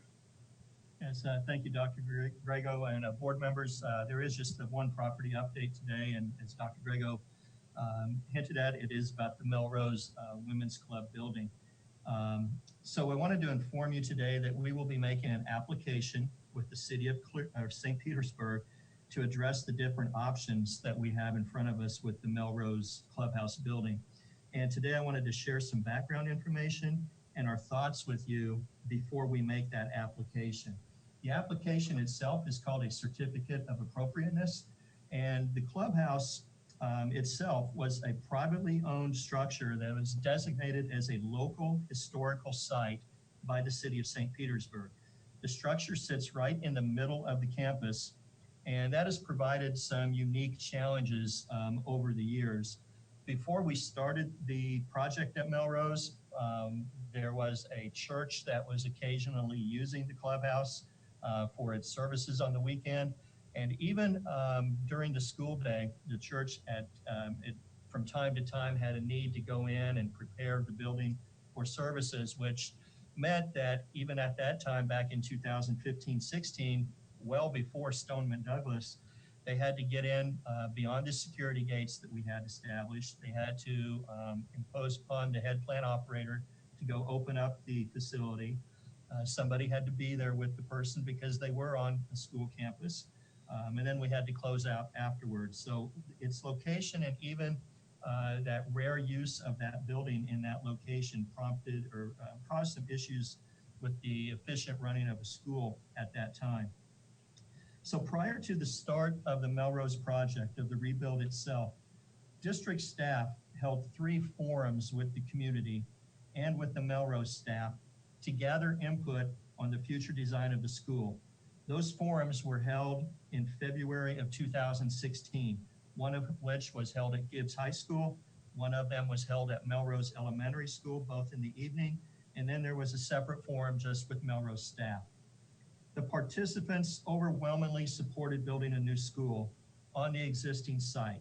And that is important because at one time, I think the board had been led to believe that you couldn't rebuild at Melrose. And Melrose itself, the property is a very small site. It's a very contained site as well, without a whole lot of room to expand. One of the things that we had shared at those forums would be if the community and if the school staff were interested in relocating the school temporarily while we rebuilt. And again, overwhelmingly, they said no. We wanted to build at the school site and keep operations running. We were able to do that with the work of our contractor and the work of our architect. We were able to build and rebuild Melrose on site while continuing school operations on site, which was quite a challenge. The community also overwhelmingly supported providing the children with green space in which to play. There wasn't a whole lot of it prior to the rebuilding of Melrose, and especially when you take a look at how we had to build the school while continuing operations on site. we had to use up a lot of the existing green space that they had. And so it really does, again, with the current configuration with the Melrose Women's Club building still on site, the amount of green space for children to play, to have PE and just to be able to get out during recess and other things is very, very limited. After those meetings, we took the input from the community, we shared that with our staff, and then we asked the Department of Education for permission to rebuild the school, and they granted that permission. Construction started soon after we received the bond in 2017, and started moving forward from that point. Around the same time, in 2016, in the spring of 2016, district staff met with the owners of the clubhouse, the Melrose Women's Club, and we offered to purchase the clubhouse from them for appraised value, and we also offered to build a community center in the new school, which would house a history of the clubhouse, a history and biographies of the women, and which would be made available to the Women's Club as they needed to hold meetings, but would also be open to the public, after school especially, to hold meetings, to hold community events as well. We finally closed the sale with the women in May of 2019. Right now, as we're preparing to open the school, we're looking towards long-term plans, part of which is a possible expansion of student seats and the functionality of the campus if there is an expansion of student seats. The clubhouse right now, where it sits, poses some issues. The location, as I mentioned earlier, is right in the middle of campus. It hinders any expansion of classroom spaces without taking up the green space the community and the staff both expressed a desire in and which the children need. The condition of the clubhouse itself right now makes it impractical to use it for any student activities. There would be substantial work to make that building safe for students. The location also makes it unusable to the general public during school hours, especially considering the extra security precautions we put in place after Stoneman Douglas. So considering all of these issues, we intend to work with the city and submit a certificate of appropriateness to find a suitable alternative to the existing clubhouse setting. And we believe we have two strong alternatives. The first of which is we would donate or make an offer to donate the building to the city for relocation to a site that the public can access. We've already worked with a structural engineer who has discovered that it is possible to move the building. And Beth, if you can put up the slide.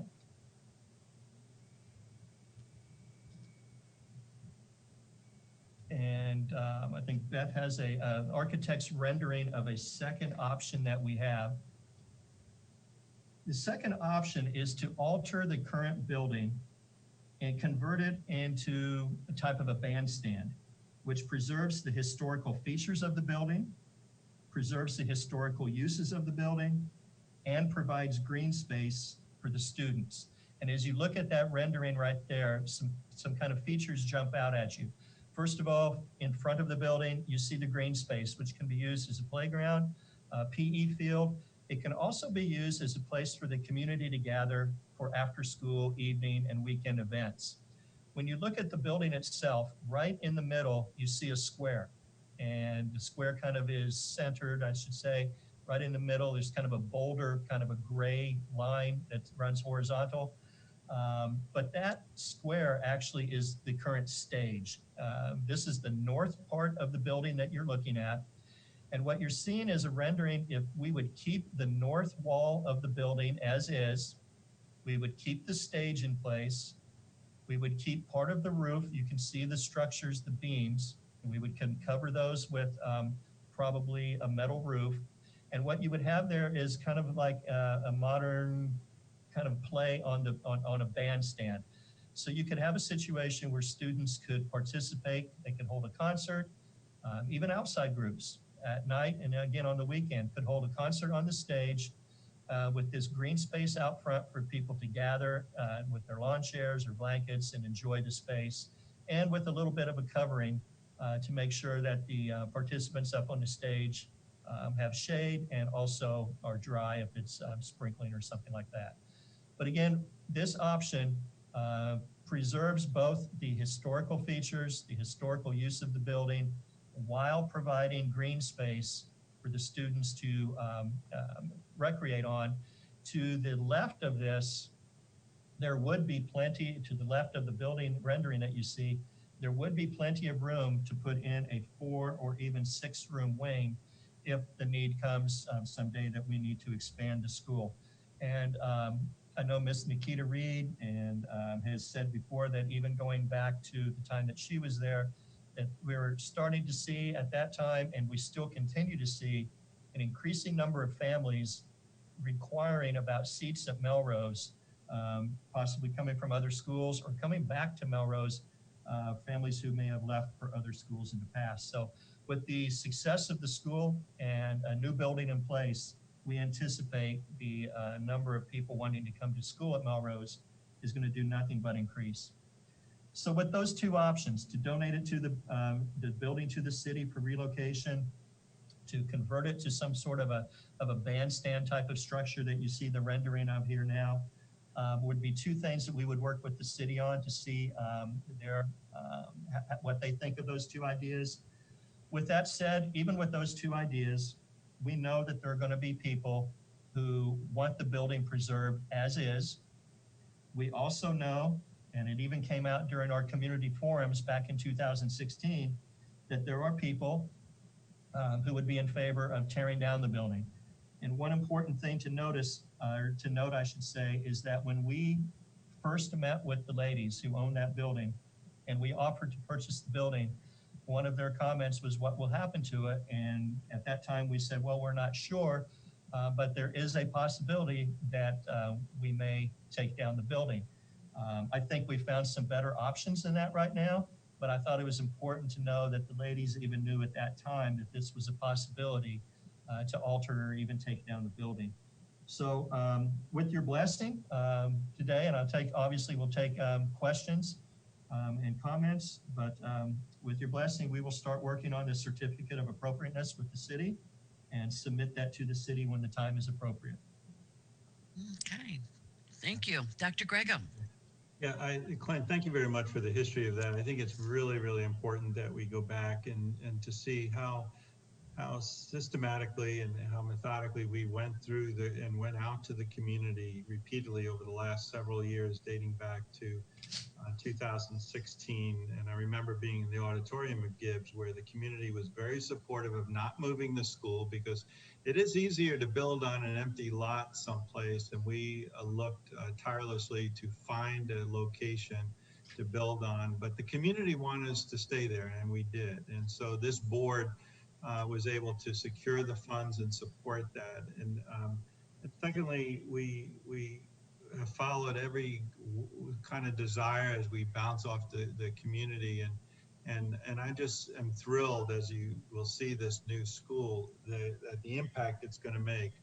The other commitment that we made to the community in particular and to the city is to build a community center into the school. We didn't have to do that. And those are extra dollars that we put in there so that this truly would be a community school. The other commitment that we made that Clint talked about, but I really want to emphasize, is that we hired someone to create this history or to create a historical perspective of the Women's Club into the new building, which is going to be absolutely beautiful.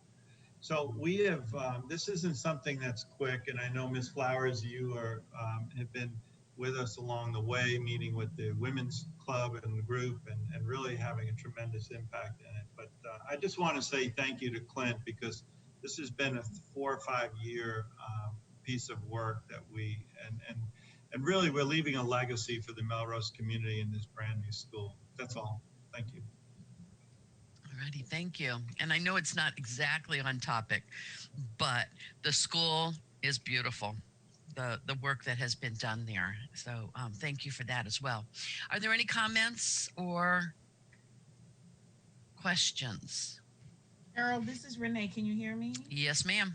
I just wanted to chime in and thank Clint Herbig and the property and real estate team for all of the hard work over the years. You know, meeting with the young ladies. Bob Evans became our second home, making sure that all of their feelings were taken into consideration to move forward with this.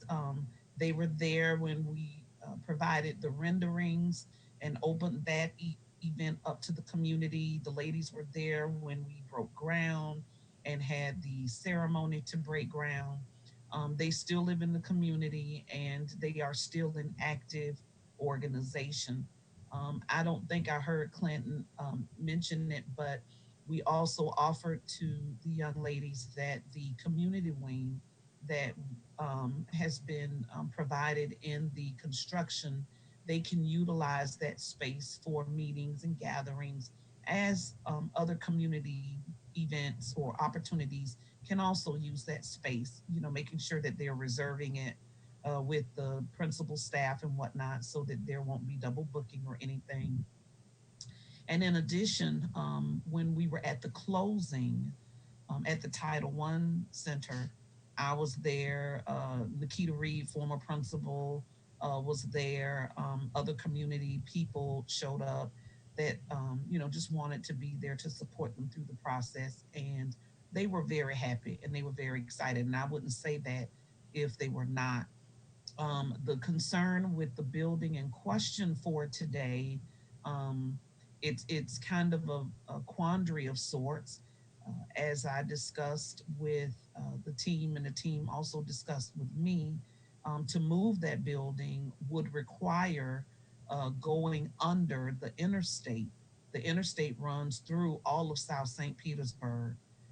And so it would be very difficult to move that building anywhere north because of the height of the building, and it would not be able to clear the overpasses.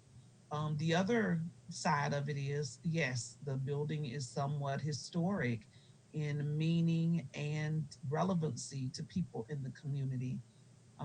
And so that's why I suggested that staff also speak with the city council members from the community, because the historic preservation component comes under the city of St. Pete.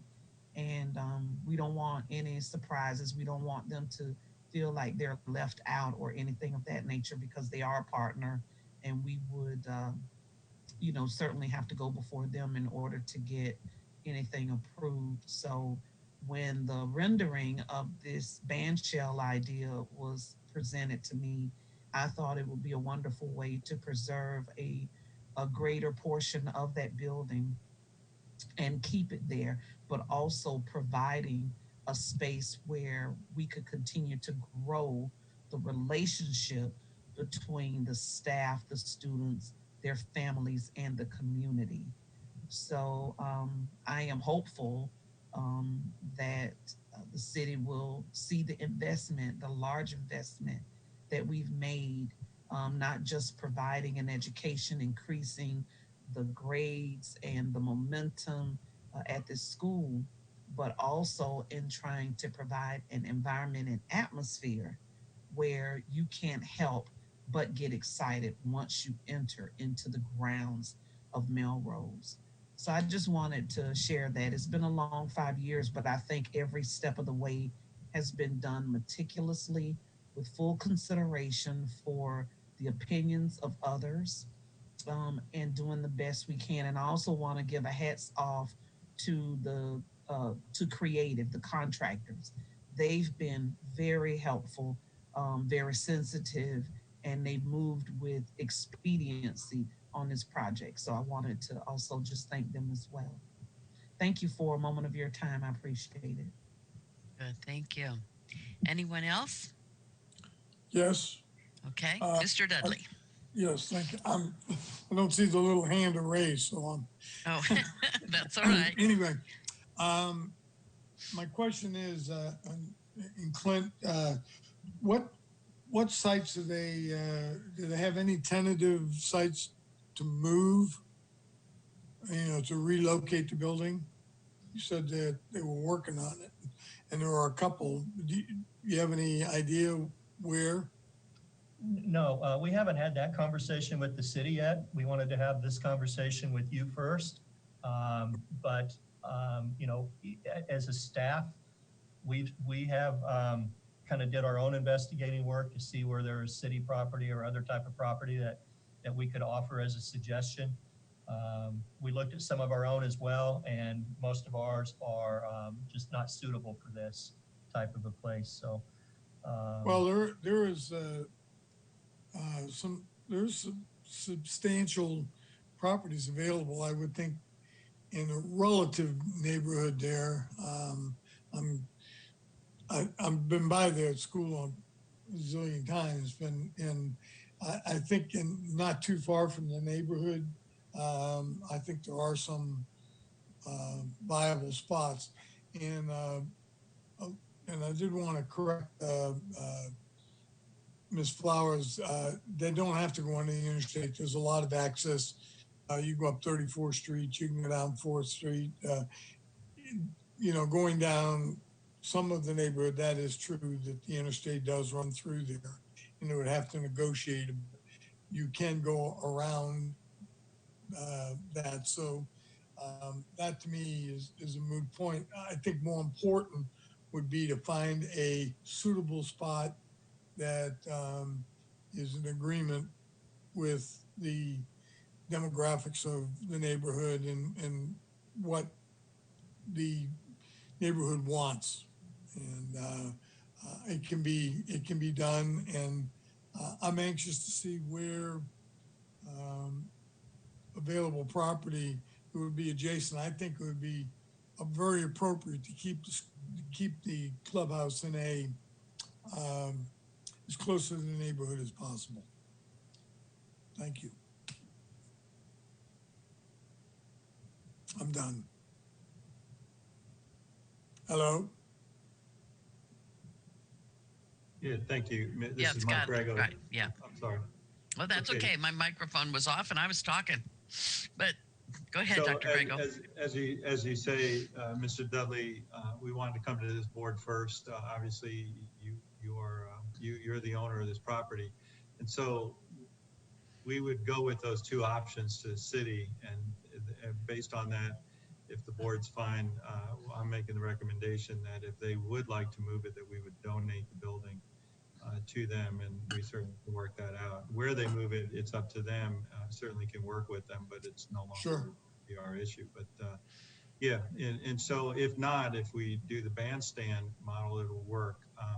I guess what we're saying is that leaving it there to continue to decay is not an option, and so we need a different option from just letting it be in the center of our school where students, we need to use that property. And that was always understood from the very beginning with this community. The community's been tremendous in this project. So we will report back to this board if I'm hearing, you know, I usually say here if we can get a head nod, but if I'm hearing any objections to these two options, because we need to move forward, Mr. Herbeck and I will go to the city, discuss this with city council members, the mayor, and others, and see what their feel is, and we'll report back to the board. Sounds good. All right, Ms. Flowers. Thank you, Carol. With all due respect, I kind of have to disagree with Bill Dudley as it relates to saying the movement is a moot point. The farther away that you have to travel this building to move it to another site, the more expensive the cost. And so if we're going to say to the city, you can have the building and you move it, they're going to do the same thing. They're going to look at cost. The city has relocated some other buildings. I'm sure when Mr. Dudley was on the council, they may have had requests to move buildings. I know when I served, we moved some historic buildings that were later turned into bed and breakfasts. And so it gets to be expensive because you're looking at power lines. So those have to be moved out of the way. You're looking at travel time. So the farther away you travel to get back to a point, the more expensive it is. And so to go all the way to 34th Street just to come back into South St. Pete, that increases the cost. And I know that's what they will look at. I would look at it as a business perspective. The other thing I want to share, because I would be negligent if I didn't share this, is if the city relocates the building on another property, then it's going to be up to them, but they're going to need a plan for that building, because I don't want us to give the city a building that's going to sit vacant and abandoned on a piece of property in South St. Pete, in an area where, we're already working to try to improve the aesthetic features of the community, and not have those quote unquote abandoned, properties. So I would be remiss if I didn't share that piece. That I just wanted to be upfront, but cost is a factor. So traveling, going all the way to 34th Street or going back in the other direction so you don't have to go under an interstate, that's going to increase the cost. So it would not be a moot point. It is, I think, a very valid point to look at. Well, what I think you missed was that I said that there were some properties adjacent or in the near vicinity. I did say that. But anyway, that's so cool, whatever. Hello? All right. Any other comments, questions from board members? All right. I am not hearing, Dr. Grego, that there is any problem with you moving forward with both options for the city council. So thank you for bringing this forward. No, thank you. And we'll get with the mayor and city council members and others and make a presentation and let this board know. Thank you so much. Very good. Thank you. All righty. Our next item then, and thank you, Mr. Herbeck, for bringing it to our attention. Our next item then will be the Technology Information Services update with Mr. Lechner and Dr. Grego. Go ahead, Tom. We can move right into this. It's pretty self-explanatory. I think the board members had a couple of handouts or attachments to it. Yes, thank you, Dr. Grego, and good morning. Madam Chair, school board members, Dr. Grego, and staff. I'm speaking with you today to update you on two of our big projects taking place at this time. Beth, if you could put up the first handout, I would. Perfect. Thank you very much. I am simply the spokesperson representing a group of highly competent and motivated PCS staff doing the work. As you can see on the handout, this is discussing the ERP. Back, if you remember, some of you that have been around for a long time, we started this in actually 2014, started getting very organized in 2015 and 16 to vet products out. And then we came before the then board on April 17, 2018, you'll see on the top of the handout, to recommend our new ERP software, and that was PowerSchool. And then a week later, the school board approved that purchase. And you can see it was a little over $7.8 million, and then it lists the yearly maintenance for every year after that. A year ago, a little over a year ago, in April of 2019, we came to give an update on that purchase, on that PowerSchool ERP. And that brings us to today, where we're updating you again, a yearly update. We definitely had some challenges, and we knew that. Anytime you change from using a software for 29 or 30 years, there's going to be some big challenges. And we expressed that indeed there was some challenges, and those challenges were addressed satisfactorily. We working together with PowerSchool, we work through different challenges at this stage. So we've taken care of other challenges, and other new challenges present themselves. And I'll hit on those during the presentation today. As a result of those challenges, the go live dates of July 1, 2020 for core finance and general ledger and January 1 of 2021 for HR and payroll will be delayed at least by 6 months. PowerSchool and their software will not be ready. The last thing we want to do is implement a new ERP software before it's ready. So we want to slow down and make sure the product is fit for our staff. And unfortunately, it's a second delay, but again, we'd rather delay than rush. As soon as PowerSchool will be ready for go live for core finance and general ledger, remember you do that first and HR and payroll follows. You have to get the core finance and general ledger in place first. The earliest they can do it, you see, is January 4th of 2021. That necessarily does not fit in with what's best for our district in processes and things that take place at that time. Plus, we want to make sure that they're indeed ready for actually January 4th. So our new go live dates is the big TBD, to be determined. We're looking over their presentation or their new, which I'll go over in just a minute, and we'll see if we hit the dates on their timeline. So we don't have a new date to give you. As I've mentioned, it will not be before January 4th of 21-21, so it'll be sometime after that. And of course, we will update the board when we have a new go live date. The delay, by the way, has nothing to do with COVID-19, which may indeed cause an even further delay. But we are still working hard. In fact, the remote or online participation is really working out. We don't have to fly consultants in. We certainly don't have to put them up in a hotel. So we're actually saving some money, and we're going to pursue this online the best. But just like educating students, adults learn differently. Sometimes face-to-face is more beneficial, but we are taking full advantage and having great success with this online environment. So we're still pushing forward and pushing hard. PowerSchool and our staff have created a second list of tasks and assignments needed for this go live. And it's not a short list, it's quite long list. So working together. PowerSchool made some changes based on our request. We saw some things and we felt the need that they needed to make some changes. They've replaced one consultant. They've replaced their project manager, which is huge. They've added additional upper management to our project, and they've increased the number of meetings with PCS to monitor progress. Those are big changes, especially the project manager. And as I speak, their new project manager starts today. So I know you're already thinking, well, wow, there's one challenge already. And absolutely, when you replace a consultant and you replace a project manager, there's going to be some learning, some catching up, which will take additional time. And we recognize that. So those, again, give us more challenges, and it's ever evolving, but we're willing to meet the challenges, absolutely. We held off paying invoices until we were satisfied with their progress. We really got their attention under Kevin Smith's outstanding leadership.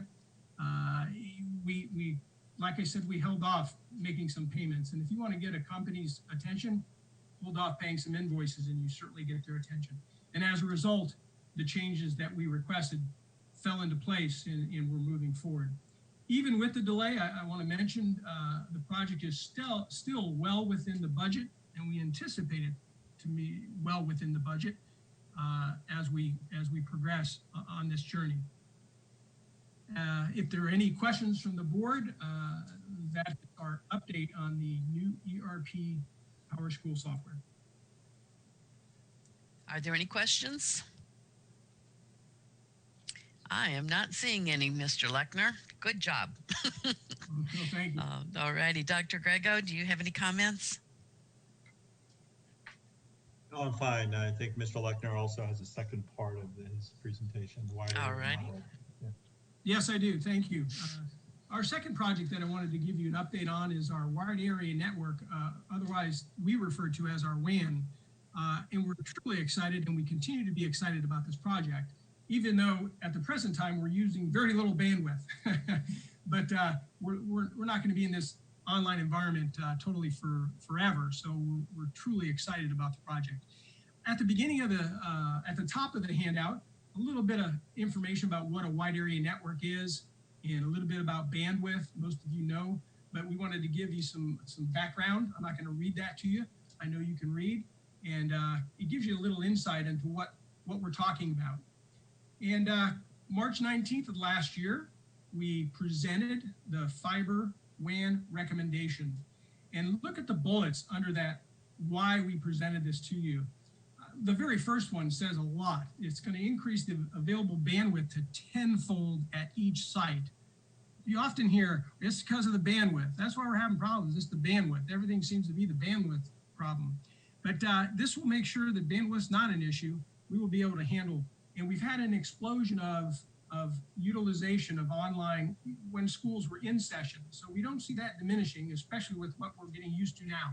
So we're really excited about being able to provide that much bandwidth at each site.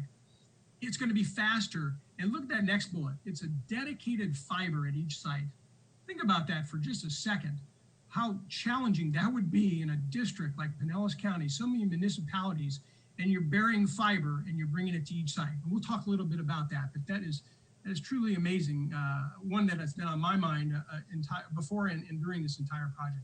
And then there's a litany of positives, all of our assessments, all the things that we do. Look at the online curriculum, and I listed just a couple of them. We have a host of things.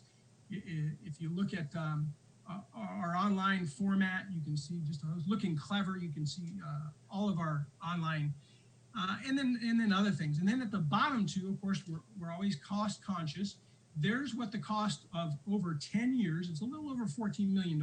It's a lot of money, but it's over 10 years. But the exciting part was at the time, and this is why we went into it, in addition to needing it, is E-rate eligible for 80%. In other words, our district cost is 20% of that 14 million. That's huge. And if you look at all the benefits above that, it's certainly a great way to move, and we're really, really excited. It should build our WAN for many years to come. Then March 26th, a week later, we came to the then board, and the board approved the purchase of the Unity Fiber WAN services. Here we are a year later, and let me give you the update as I speak. The gear is installed or on location at all sites. We've obtained most of the required permits. That's another thing. Can you imagine getting permits in every different municipality in Pinellas County Schools? That's daunting, but they've acquired most and will continue to get those permits. Look at the challenges. The first one I mentioned, permits, but they had to work with the DOT, the Department of Transportation, the Army Corps of Engineers, just those two organizations, all the cities and companies that for utility locates. You know, it's a funny thing. The energy companies and the gas companies don't like you tearing through their lines that are buried underneath the road. So you have to go through extensive permitting, Department of Transportation, Army Corps of Engineers, companies to locate those utility locates.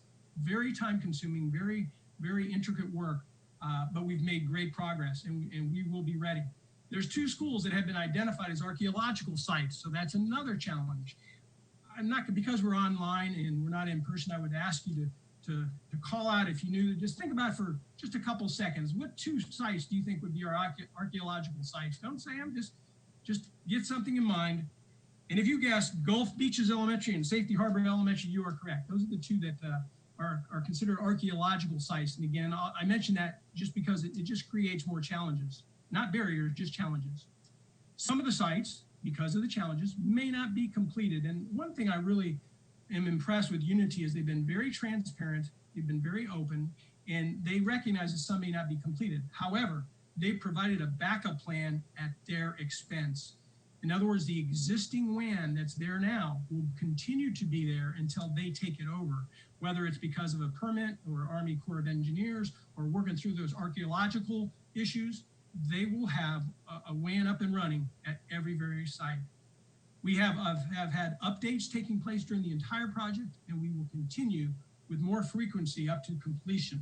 So those updates are going to take place more often now because we're shooting to be ready by August 1st, which is my next bullet or item. We are on schedule to be completed by August 1st, 2020. Service will be up and running on or before the deadline. And again, we hired a company that is an expert in these large WAN projects, and they have not failed us in that they have been very competent in moving forward in the project. But again, what I really appreciate is the transparency. They're upfront, and they've listed their challenges, but they've also listed backup plans in case they don't hit the deadline. That concludes my update on the new WAN. If there are any questions, I'll be happy to entertain them. Board members, any questions? I do have to say, Mr. Lechner, those are not the two schools I would have guessed. So, alrighty, I see no other questions or comments. So thank you very much for keeping us abreast of what's going on. You're welcome. In this area. Yep, appreciate it. Dr. Grego, did you have any comments in closing?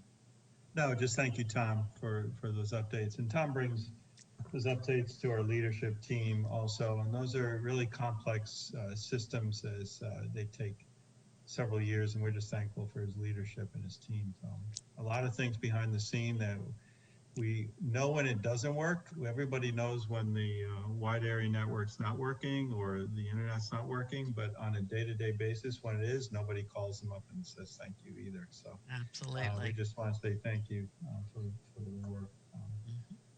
Very good. Yeah. And thank you, Mr. Lechner. We appreciate it. You're welcome. All right, our next item is the closing of the 2019-2020 school year and the transition to summer. Yeah, Madam Chair and board members, I placed this on here. We provided an update at the end of the board meeting last Tuesday, so this is going to be somewhat brief, but I've also asked Chief Reed and the area superintendents to just give a short synopsis and try to complement one another in the closing of schools. You know, over the next 2 weeks, we have been, and I hope the board members, I'd like to get some of your feedback. We've been providing you updates 3 times a week, Monday, Wednesday, and Friday. I want to thank Beth Herendine for doing that. We provide pictures, videos, things that, you know, a picture's worth 1,000 words, things that you can certainly see the flavor and what's happening. So many positive things are happening out in our schools as we work to wind down the school year.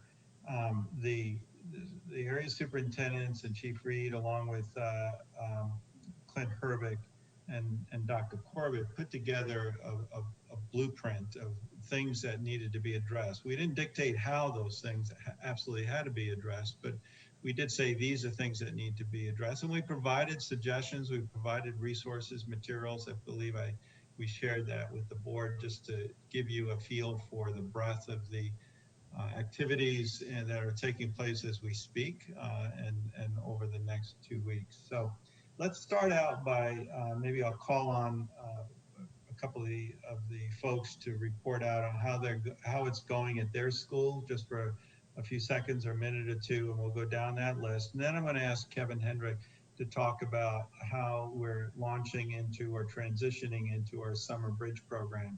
And that'll be brief because we did bring you up to speed, but our registration is alive and well, and we're working with our families and parents to register more and more students for our virtual summer bridge. So maybe Ms. Wright, am I able to start off with you?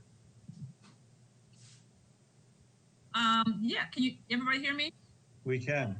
Yes, sir. Good morning. And I'm going to do both a little snippet from Area 4, but also from the transformation zone. So many of our schools, almost all of them, were having celebratory activities relative to students who are leaving 5th grade, and they're anxious to come back to school and just drive through the parking lot. And we've shared pictures. We're also, the high schools are pretty much the same. But I switched mine because I knew my other colleagues were going to share with you some celebrations, but it's also important for the organization piece.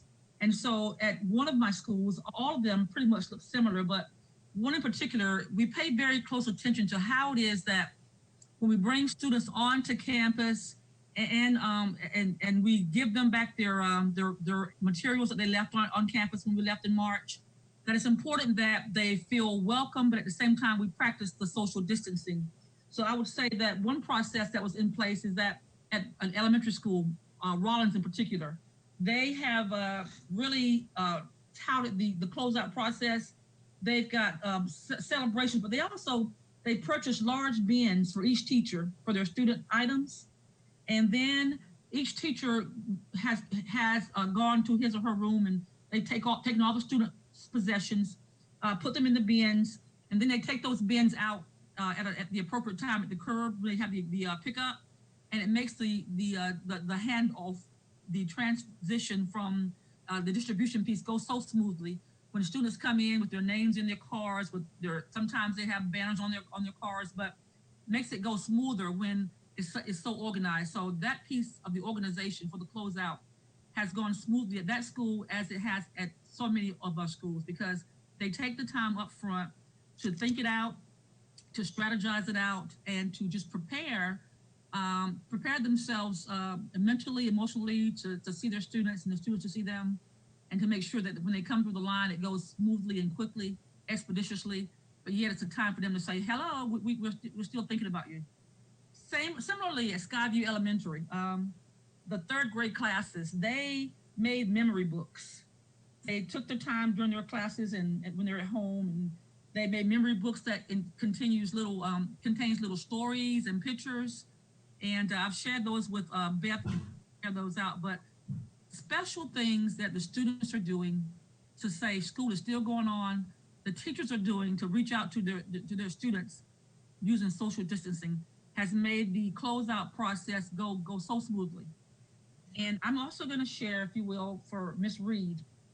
She has shared that in the transformation zone, and as is key in all the other areas also, a 5th grade drive-through or celebration, which included their awards.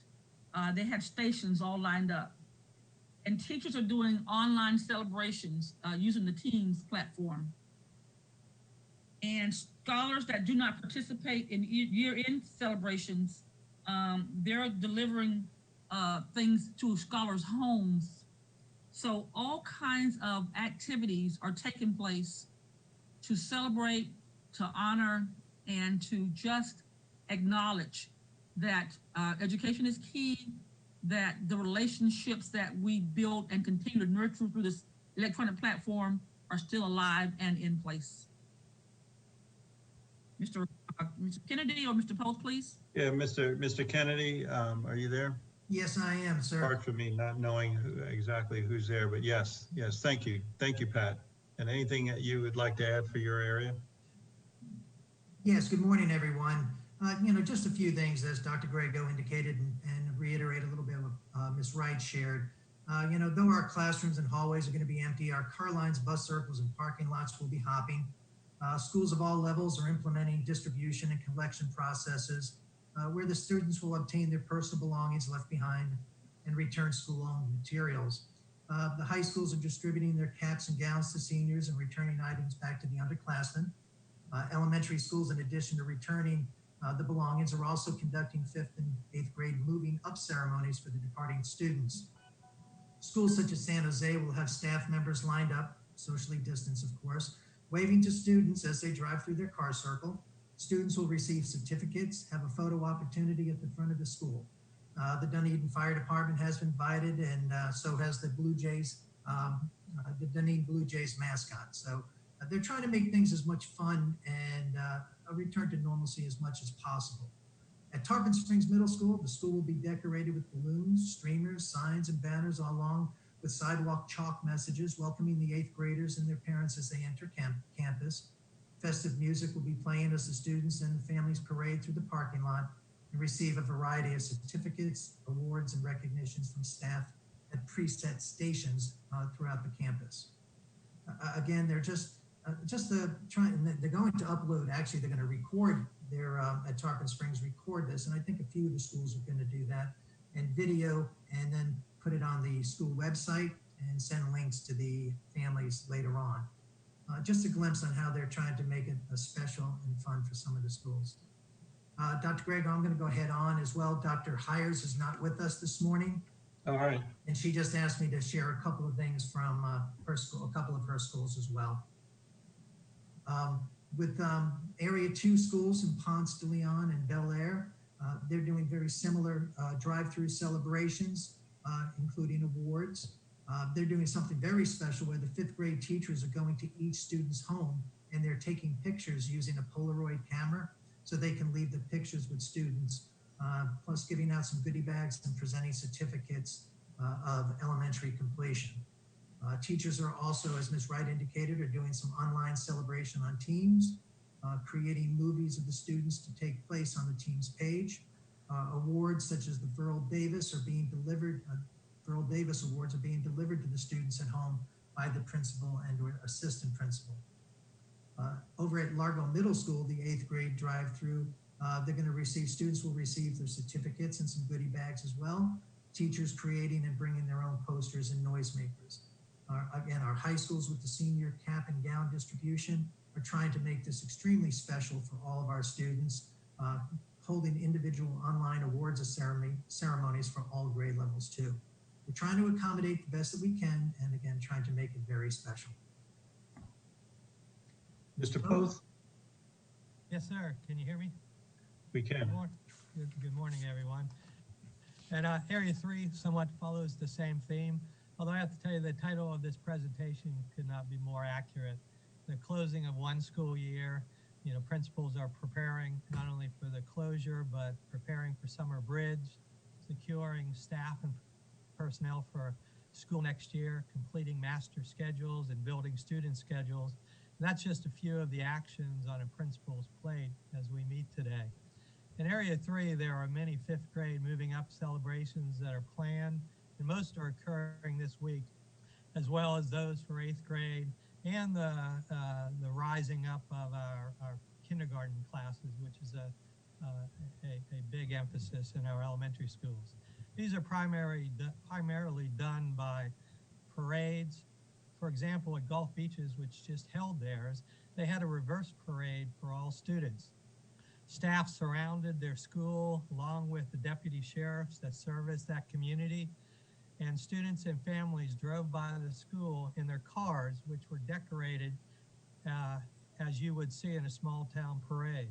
All but 2 families participated in this parade, over 400 families. Many honked their horns, along with smiles, waves, and tears could be seen on their video. Even the local fire department also joined the parade by bringing their fire truck.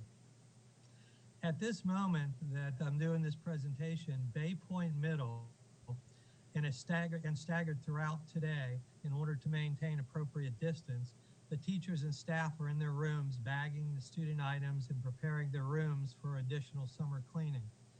Additional staff are securing the student items from vast number of lockers for the students in grades 6 through 8. Tomorrow begins scheduled times for the students beginning at 6th grade to begin picking up their personal belongings and bringing back their books, their athletic uniforms, their library books, and other items, along with picking up their personal belongings. They actually have tables set up in their courtyard with specific distances following CDC guidelines to make sure that there is an efficient process for returning and distributing the items. Bay Point also is holding a virtual awards ceremony tonight for their students. And those actual physical awards will be picked up by students beginning tomorrow at designated times as they are doing the rest of their pickups. I'd like to share just one more thing, and that is that Lakewood High School. Lakewood High School obviously is one of our high schools that are, the teachers are going through a phase now along with their students because they're not together. They have a senior drive-by for their cap, gowns, their signs, their bags. Teachers are going to be lining up this Friday with pom-poms, dressed like cheerleaders, cheering the students as they distribute and collect materials from the students and give them those cap and gowns and do a small celebration. All schools are in the process of scheduling their end-of-year conferences now, as well as having those one-on-one conversations with students and parents regarding the importance of Summer Bridge. So I can't emphasize enough just how smooth it's going, not only in Area 3, but as you heard, in all areas as we close out one school, but really transition into the summer and into the fall for the next school year. So at this time, I'd like to pass it to Kevin Hendricks, who's going to share a little more about the academics involved in closing the school year out. Thank you. Thank you, Bob, and good morning, school board members. As I shared last week at the board meeting, this is our last week of graded work, this week of May 18th through the 22nd. And next week is a week just like it is in regular school of enrichment, teachers finishing up grades, getting students to make up work, filling out report cards, and getting ready for the end of the school year. And you've heard many of the wonderful celebrations that will occur across this week and next week. The last day for our seniors, we are letting them out a few days early. It's a little bit of a senior privilege, is Tuesday, May 22nd. And so most of their work is concluding at the end of this week, and a lot of those ceremonies are happening up until Tuesday. That week of May 26th to the 29th is an enrichment week. We'll have activities for student design that they can access through Clever. It'll be a lot of fun and also wind down the school year. As Bob mentioned, in elementary school, our goal is to have a conference with every student and their parent to take a look at the progress that they've made this school year and look at the possibilities ahead of them for Summer Bridge and more.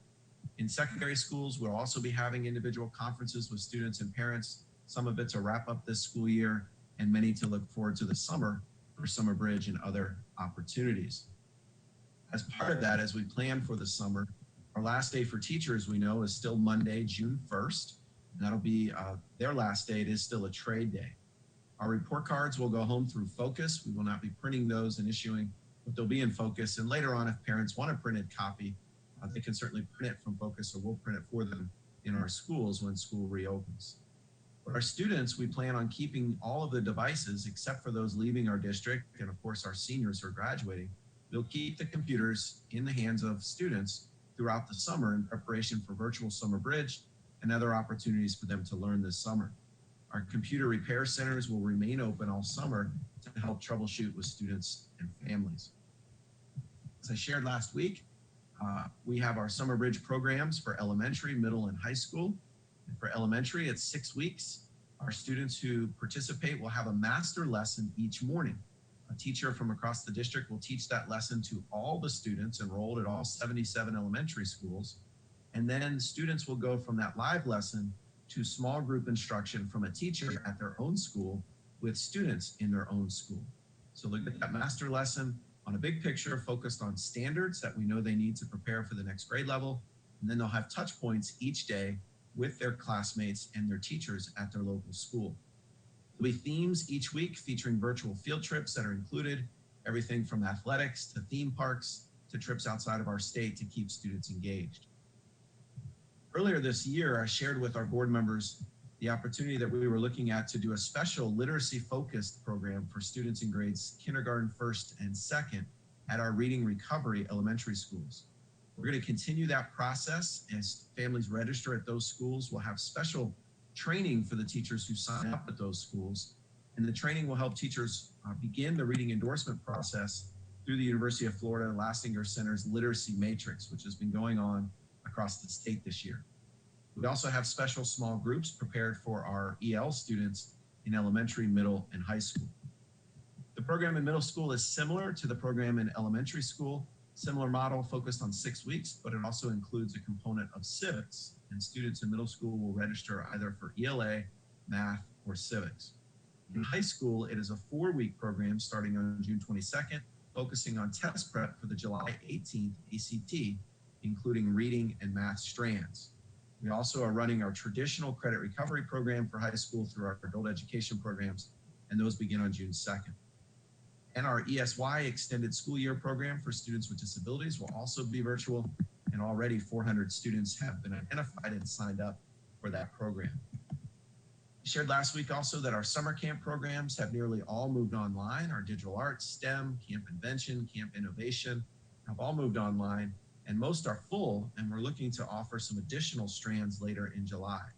Driver's education has moved to July, as well as our band camp, and we're hoping to do those face-to-face. Our summer professional development in June will all be virtual, and for the first time, we'll offer stipends to teachers for virtual professional development. Teaching and Learning has been collaborating with the Professional Development Department and Mark Narkier to train over 200 trainers in best practices in online learning over the course of the last couple of weeks. All of the professional development will feature a work product to verify that it was completely finished for teachers. We're able to adjust and meet as necessary in July, so we continue to keep that agile and fluid. Summer is also a time to continue with all of the other traditional summer activities, such as Embrace Pinellas, school improvement plan writing, as Mr. Poth mentioned, hiring, and also planning for the uncertainties that lie ahead of us for next school year. So in a few minutes, we'll talk about what a return to school looks like, and we're planning for all methods to support students, schools, and families in doing this. So I'll pass it back to Dr. Grego at this time. Thank you, team. All team members, I appreciate very much your contribution to this topic. Mrs. Cook or board members, are there any questions or clarifications that staff can provide you? Yes, I have a question. Yeah, I see a hand for Dr. Carr, and then we'll go to Mr. Dudley. Thank you. Sorry, I didn't quite. Hi, thank you. Can you hear me? I heard some background noise too, so. Yes. Yeah, you're fine. Okay. I also wanted to add some more amazing things that I've been fortunate to bear witness to, having a senior this year. Just how amazing the teachers have been. We even here at our house, and I know others have too, received handwritten personal notes from teachers congratulating our senior. We had them visit this to our house and drop off signs, this parade for the lighting of the stadium where the kids got to, they were all in their cars and they stayed in their cars, but just seeing one another and interacting, because they so miss that social interaction, especially not having any of the events that they normally have, end of year events. So I really want to express how grateful I am as a parent and how fantastic it is to see as a school board member. I mean, this is a natural disaster. No one ever wanted this to happen, but the ways that people have tried to find workarounds to still make it special have been tremendous. So I really appreciate the teachers going the extra mile and doing those extra things to make everybody feel special, like was mentioned with the kindergarten. I know too, sometimes people had to pivot right here downtown. We had the big storms yesterday, all those big storms yesterday, and they were doing the pickup at North Shore here. And I know that they had to make some adjustments because of the weather, and how fantastic folks are in accommodating all the different things that get thrown at them. So thank you very much to staff and the teachers and the administrators and the plant operators who are doing all this. I can't even imagine what it must have been like to clean out all those lockers. So, you know, hats off to those folks. But I just want to say how grateful I am to everyone for making my senior feel really special, and his friends, with all the different things that have been attempted to sort of meet their needs in this difficult time. So thank you very much. And it meant a lot to get all that from teachers. So thanks. Good, and thank you. Mr. Dudley. Thank you, Madam Chair. My question is this: I would like a clarification. This is to be, we're getting different. I'm trying to think of the instructions and what we're allowed to do and what's not allowed to do. Tomorrow, or for example, Thursday, giving out caps and gowns and all the senior stuff. Are teachers allowed on campus, or are they not allowed on campus? Because you know, we did the drive-by lighting and we were told that no one was allowed on campus. And we get up and we organized the drive-through, and everybody, we had, there was a ton of cars and people beeping the horns and doing great. And there was another school where people apparently were allowed on the campus. And so I just want to, you know, you mentioned about Lakewood and the teachers are lined up. Are they going to be lined up on the campus itself, or across the street from the campus, or where? I just think that everybody ought to be in sync, and everybody ought to be allowed to do the same thing. Teachers and parents and you know, these kids, they're hurting. They want to reach out to their students, and students want to reach out to the teachers. And if we have an unnecessary barrier, I think we need to make sure that we take that down. If it's a barrier that is being utilized countywide, then that's okay too. But I think we don't want some people being able to do some things and other people not.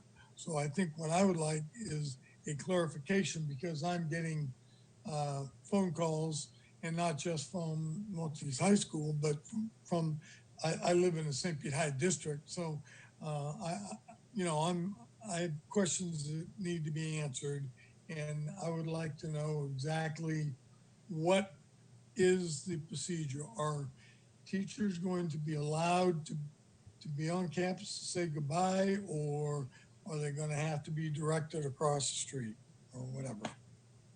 That's my question. Mr.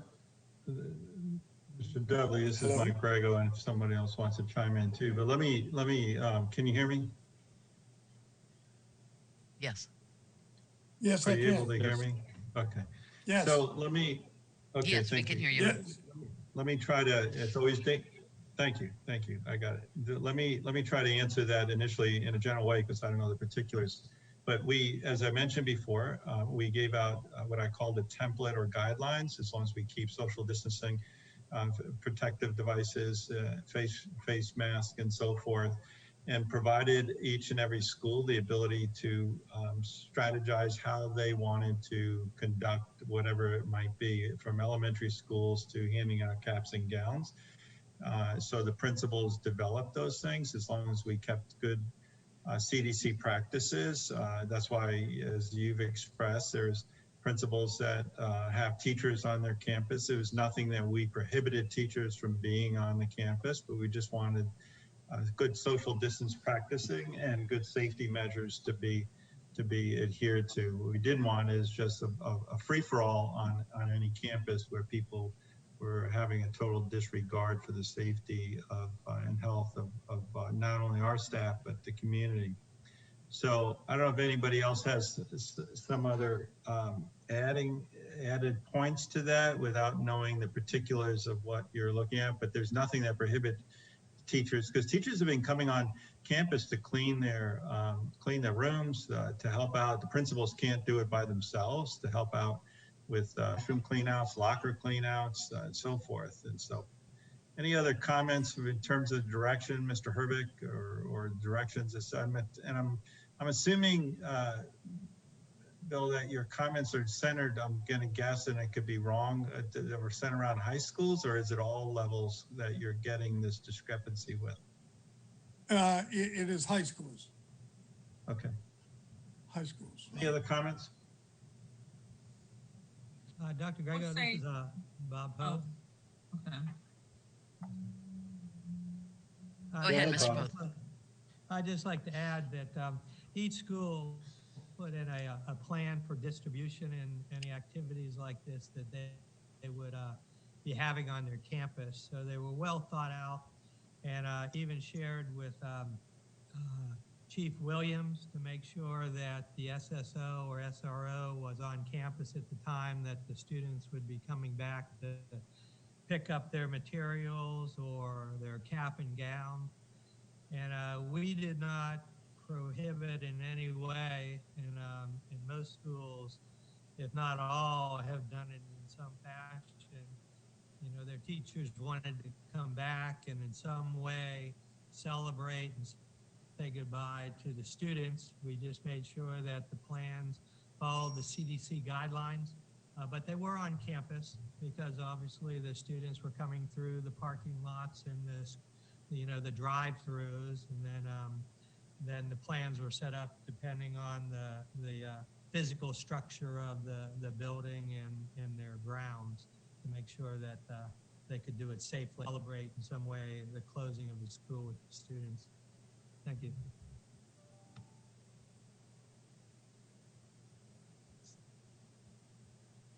Okay, Pat, did you have I something believe we that you heard wanted to say?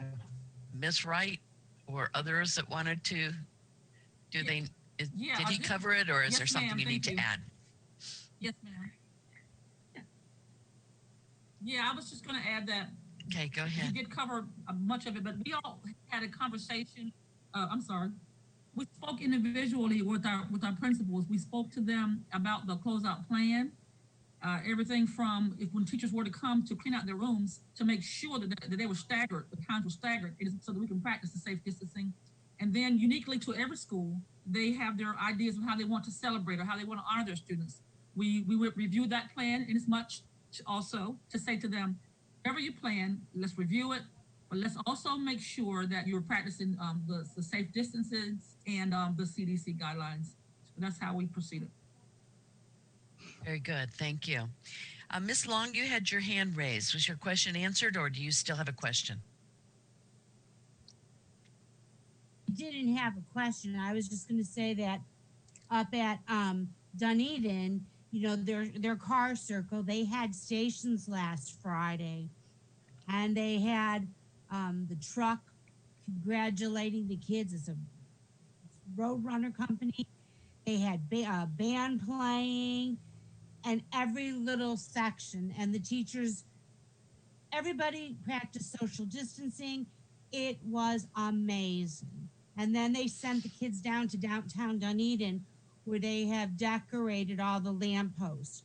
Matter of fact, that's what I got to do this afternoon is go decorate mine. I've been a little off center here, but the principal has been working with the community. I'm sure he's been working with Mr. Kennedy, but it was incredible what they came up with to honor the seniors. Very good. Are there any other comments or questions? I think it's wonderful to hear about the creativity that is going on with the different schools and how they're letting the families and the students know that they're important to them. And I really appreciate the efforts that everyone is going through, as well as the time that it took to decide what are going to be the guidelines so that we are keeping everybody safe in the process. So thank you all very, very much. Are there any other comments? Okay. This is always such a busy time of the year anyway, and this is just, it's been amazing as to how everybody's getting over the hurdle and still getting the work done. And we roll from finishing up one year, going into summer school, and establishing plans for the 2020-2021 school year. My goodness. So let's move on to that. Yes, thank you, Madam Chair, and to the board members and staffs on that will be contributing to this conversation. I don't believe I've ever had an opportunity as a superintendent to talk so keenly about the start of the next school year prior to the graduation of the current school year. But that's the situation in the world we live in, and I want to say kudos to this board and to our staff for leading the way in the state in terms of providing some of the guidance. I continually want to lead and with the goal in mind to build the confidence and trust with reopening schools, whatever that reopening looks like, and to ensure that our community, our parents, our students can visualize what we're doing, and that we are reviewing that with the medical profession, and that we're leading with safety and health. I want to keep saying that because it should drive all of our decisions and our conversations centered around that. This past Thursday evening, Friday morning, until I saw it, I want to see if they can, either Beth or Jennifer can place it up on the screen. The Center for Disease Control came out with their first real distinct publication of the COVID-19 pandemic. And it was a toolkit. It was a tool to assist school districts, K through 12 in particular. It's the first time something like this has been produced, on the ability to open, or the ability also to monitor that opening, of what that looks like. The good news is, I mentioned to you, I have a series of medical professionals, a few of them that will be meeting again this week to review that. But the good news is, I've talked individually with one or two of them, is that the particular guidelines of the tools that were centered by placed by the CDC is absolutely aligned with some of the details that we initially talked about as we walked through several of our schools, both elementary and secondary education places. I also will, in meeting with them, will be joined by Joanne McCall, who's the executive director of the PCTA, to continue to expand this group, and I will plan to continue to expand it with parents and teachers and other administrators as we go forth. So one step at a time towards type of operation. As you know, in our address with the State Board of Education, much of this comes with a cost, and we're looking at the initial CARES Act funds, both the discretionary and the Title I funds. I've been in contact with the Department of Education, have a call, we'll be calling them after our workshop is finished to take a look at providing, getting some update in terms of those funds. But where we're at is in a good place. And if you looked at this, if you have an opportunity, I don't know if you can blow it up a little bit, but if you look at the check marks in terms of the checklist, Thank you. You could see that we've discussed, even in a very preliminary way, about professional development, the cleaning and disinfecting of our buildings, how we can help screen children, how we can address high risk individuals and so forth, all the way down to the face protection versus social distancing and how that will be, because schooling is not, it's very difficult to socially isolate students in any grade level. And so what that would look like. So these are kind of conditions, and what we're looking for in our local medical group is, so what are those conditions? How do we operationalize those conditions, and what do they look like in the life of an elementary student, middle, and a high school student? In addition to that, the FADS organization has assembled a group that is working with the Florida Medical Association, or FMA, and we're meeting each Thursday evening. We've had one meeting, we'll have another one this Thursday, and it's just a group of superintendents, which I'm also a member of, that discussing these same conditions. I can say to you, our local group in that, it's another means of validating what we're doing, how we're doing it, and in order to continue to build this trust and confidence in where we're at. However, one of the things that we have to plan, as I've said to this board multiple times, we have spent the last 2-3 months planning an A plan, a B plan, a C plan, and sometimes a D plan. And it's taken tremendous effort to have so many plans, but it's necessary given these conditions.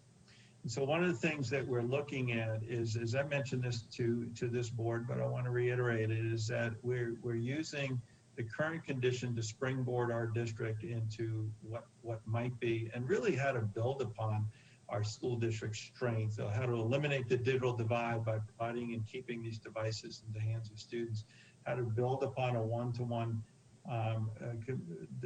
device to all students, how to continue to capitalize on this effective means of expanding the school day in the future. And let me also add how to perhaps have to turn on and off the virtual education system in a future that we absolutely do not know what might happen. For example, if we go back to school in August and everything goes well, and all of a sudden we have a few COVID-19 cases at one particular school, and we're forced to close that school for 14-day isolation period, what does the education look like? And so we're planning for that, and hopefully never have to exercise it, but we need to plan for it. Or what if the COVID-19 spikes again and we're having to take, as a district wide, another 2 weeks for a particular reason? We have to be able to turn on the instructional, say, light switch of virtual education on a dime.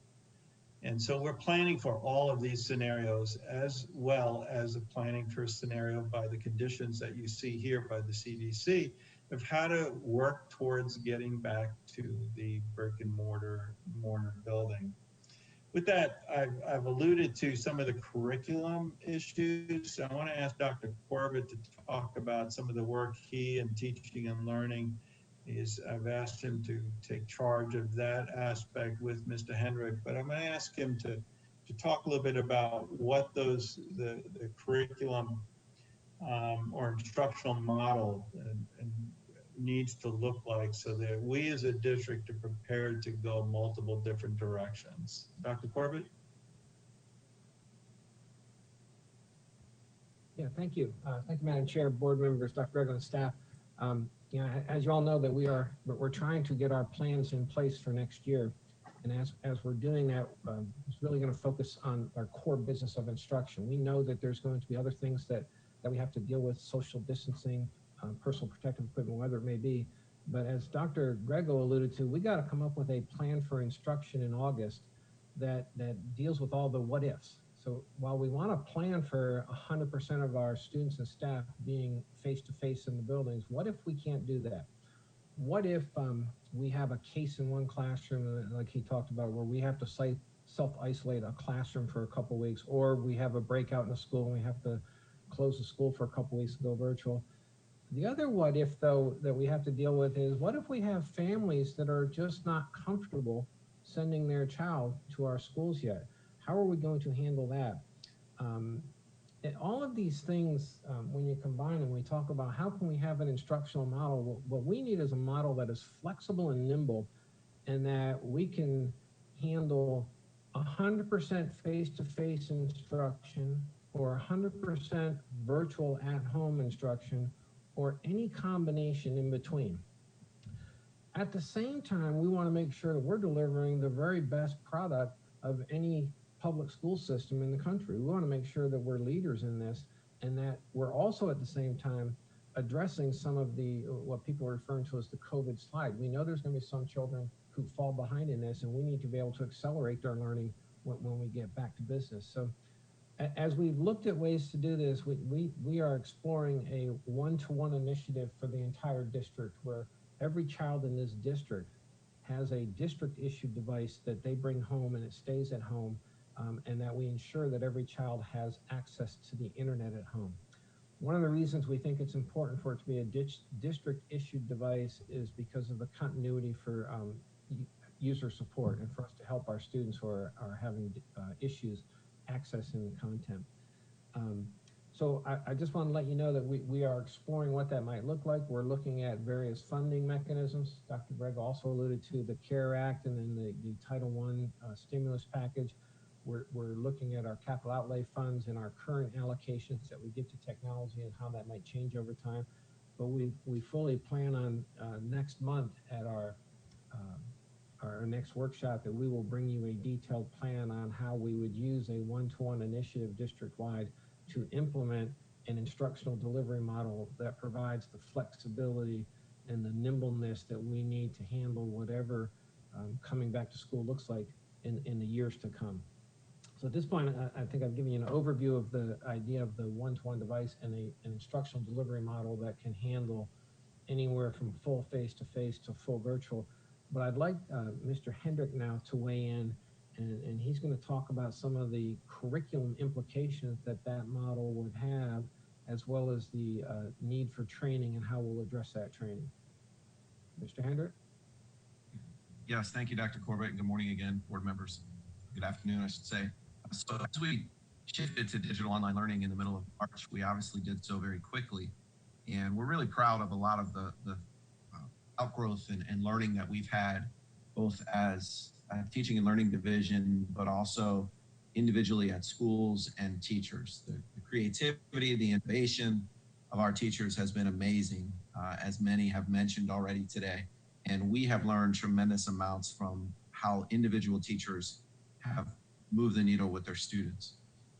This time, as we went into the fourth quarter, we allowed a lot of freedom and a lot of individualism across our district, which has great benefits. It does really create that spirit of innovation, but it also creates the opportunity for unequal education in certain ways, that students who have teachers that are innovative, who are creative, who go that extra mile, really get a higher level of education during this time than those whose teachers perhaps aren't as innovative or maybe aren't as willing to take risks with how they teach students during this time. That's not unlike our regular classrooms every day that we have in our school district when we're face to face. There are teachers who put in the extra time and put in and are innovative and create a better learning environment. And when we are face to face, our school administrators and our teaching and learning staff and others are able to physically take people in to see those classes and coach up those that perhaps aren't as innovative or aren't as direct in helping students succeed. But in a digital learning environment, that same opportunity exists. So as we plan for the fall, we've done a number of things to capitalize on the things that we've learned in the last couple of weeks and make sure that we, as we get to the fall, our systems ensure that every student gets the type of education that we would want. So a few of the things that we've done in the last couple of weeks is we've changed our way of practice. Last Thursday, we brought together 200 teachers from around the district who were nominated by their principals as exemplars in the field. And we learned from them. The process was facilitated by our AAR department. Learned from them, what is it that they've done to make connections with students? What kind of processes did they set up? What sorts of systems? How frequently did they do direct instruction, hold live meetings? How did they check in with families? What were some of the digital resources that they've used? So we've collected that information as we plan for a more systematic and even more structured rollout in the fall of what that looks like, as Dr. Corbett said, in any manner, so that we can learn from that. Included in that are, what are the digital resources that we need to make sure all teachers have? What are some digital resources that perhaps haven't been as successful? And we're examining our own rollout of Microsoft Teams, which has been our major platform.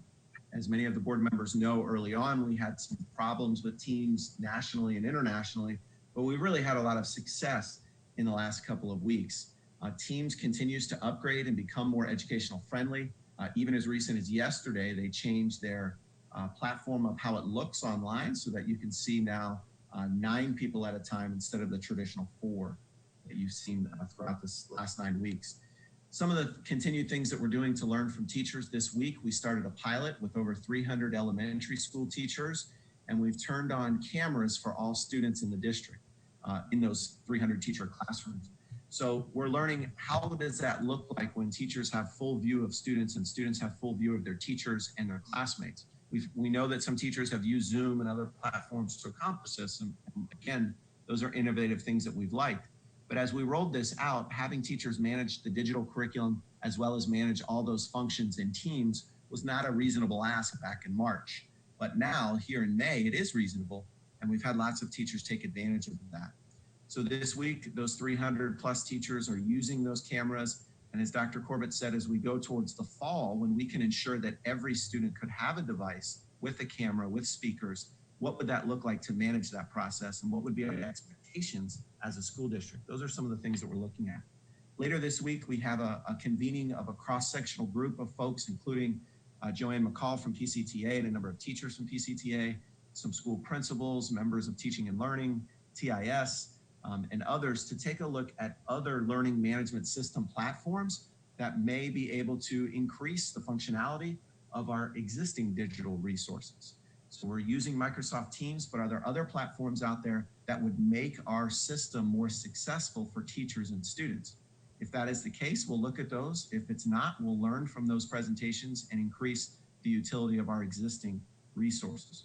So all of these things have been happening literally day by day, week by week, as we learn and try to build the very best system for our teachers, utilizing the resources that are there, while also not overwhelming students, staff, parents in our system with new products or fads that may look good or work really well for 1 or 2 teachers, but don't really meet the needs of thousands of teachers and thousands of students across the district. So we've been tasked with that by Dr. Grego and Dr. Corbett. It's been a fun process to engage in. We've seen a tremendous amount of innovation from our teachers, as I've mentioned. We look forward to continuing that process as we round out this school year. That leads us to then the summer. What are the training plans that we need to ensure that all teachers have? There may be, even as Dr. Corbett said, if we are in a blended situation, we'll need to change what that looks like in terms of expectations, in terms of lesson planning. What are the things that students should have every week? How would a student see a live lesson if half the class is there, but half is at home? All of those scenarios we're planning out for, but then also planning for, how do we support teachers with that? How do we support students, and how do we support families so everybody's on the same page? And we've learned a lot from how to do that this last 9 weeks. We look forward to putting those things in action here in the fall and beyond. So I'll pass it back to you, Dr. Corbett. I think it's coming back to me, Kevin. So board members, in trying to wrap it up, I want to bring Ms. Bell into the conversation, but also say that, as you heard the comments, is that yes, we were very successful at transitioning in a 2-week period of time from a brick and mortar building to online instruction. We're not going to rest on those laurels. We're going to raise the expectation, figure out how to have greater interaction for instructional technology for the future, and to build and use this as a means of springboarding to create a stronger school district, whatever that looks like. And we feel like we are on the cusp of doing that. And we need to use this opportunity to truly to work those issues. A lot of work's going on in addition to the regular day-to-day operation of our school district. So going back to this week and the work that we're looking at and to try to develop a plan that's opening, we are going to follow the CDC guidelines. As you see outlined in these 3 columns with the check marks, we're going to use this as a beginning point. And one of the things Jennifer has done, I don't know if you could scroll, but she's taken each of these comments and it'll be a plan for our district. And you can see some of the measures there, steps and measures prior to reopening. I want to be extremely transparent with our community and with our parents and everyone else to see what are those conditions and how is it that we as a school district will address these conditions, and how is it that we're doing that in consultation not only with state medical experts but also local medical experts. Ms. Bell, anything that you want to add or as we wrap this conversation up? I think that with the CDC issuing their guidelines, it really gave us a transparent way to show the community point by point how we are addressing what those guidelines are and how we are working collaboratively with those. This document will ultimately include not just the more operational side around safety and wellness and health, but also be a tool for what are instructional things that Kevin was referencing. So it's all in one place, but each individual piece can be lifted up and communicated seamlessly to ensure that we are being open and transparent with our community. And if they have questions, they know where to go. So you will see, board members, this document, it being our guiding document over the next month or two. And we'll certainly be bringing this back to the board workshops and as needed. And if we need to call a special call board workshop, Ms. Cook, I will let you know if I feel like it's imperative that we do so based on the circumstance. So thank you, board members. If there's any questions or comments, we're all here to address them.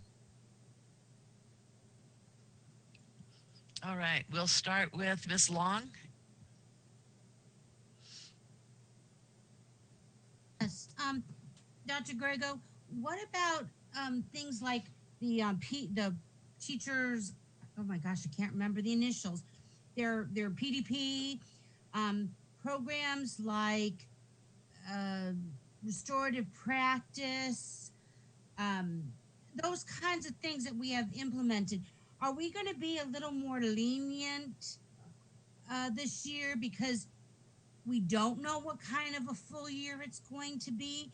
Are we going to take some of the requirements on a teacher's plate and adapt them to this possible new way of our school year? Does that make sense what I'm asking?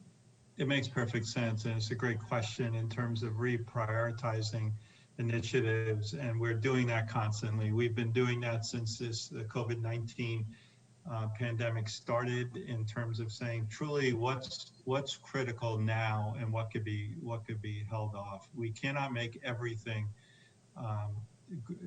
front burner critical any longer with this. Now there's going to be some things that we're going to continue to roll out as mentioned, and it can be done perhaps honestly, perhaps in a more effective way digitally, where we could allow teachers and others to have the freedom and flexibility if they are home to engage in professional development. As Kevin said, there's going to be in the month of June all virtual professional development. So, but we are reevaluating everything. Not that things were not important, but we have to bounce them up against the other pressure points of the time and not believe for any second that we could just continue to add more and more and more and that's going to be healthy. It's not. We have to take a little bit of a break in some of these areas. Not that they're going to go away. In fact, we're going to talk a little bit more about restorative practices and the equity work in the next item on the board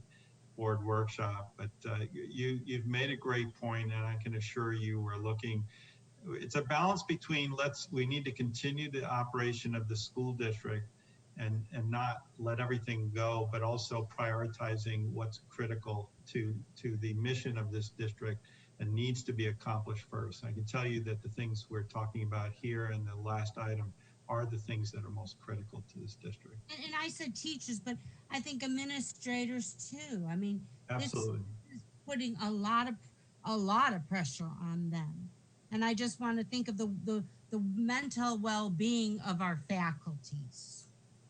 It's a great point. It's a great point. Administrators, everybody, even superintendents. But I will. That's true. You're True. very right. You know, I'm only saying that jokingly, but not. Everyone's world has changed to a That's degree, true. and I personally have placed things that were really, a high priority, and I've, said, hey, this is going to have to wait because there's other high priorities, and you have to gauge what you have under your control and what is not in your control that must be handled. So you've made some great points. Thank you. And you've done a wonderful job, Dr. Grego. Thank you. Thank you. Thank you to the board. All righty. We'll have Dr. Carr followed by Ms. Kane. Thank you, Ms. Cook, and thank you, Mrs. Long. I was thinking some of those same thoughts of how much we can handle and balance. And I appreciate you acknowledging and pointing that out. The other piece I just wanted to mention was just such gratitude for the teaching and learning division as a whole. And Mr. Hendrick, you've really completely embraced a continuous improvement mentality and your division. And it's just so genuine where we're really looking at and gathering input from the people doing the work and continuing to evaluate and reflect upon how we can make it better. So I'm really hearing that in the update, seeing it, and then personally to you for your professionalism. I had the opportunity to be a part of the recent meeting where both you and Dr. Brinson attended with the NAACP in St. Pete, and you just received feedback with grace and are able to balance any criticism as an opportunity for growth. So I'm really grateful to the division for taking feedback from parents and families and actively seeking input from the teachers who've had to do this work on how it can be improved. So thank you very much to your team and for this difficult adjustment. It just seems to have been approached in a very level-headed way without getting too emotional or driven off track by criticism, and I really appreciate that. And I look forward to how the rollout of Summer Bridge is going to go. It sounds very good in terms of how we're having master teachers deliver instruction, and I'm really looking forward to how that continues to improve. So thank you very much to the Teaching and Learning Division for their hard work. Very good. Thank you. Mrs. Kane.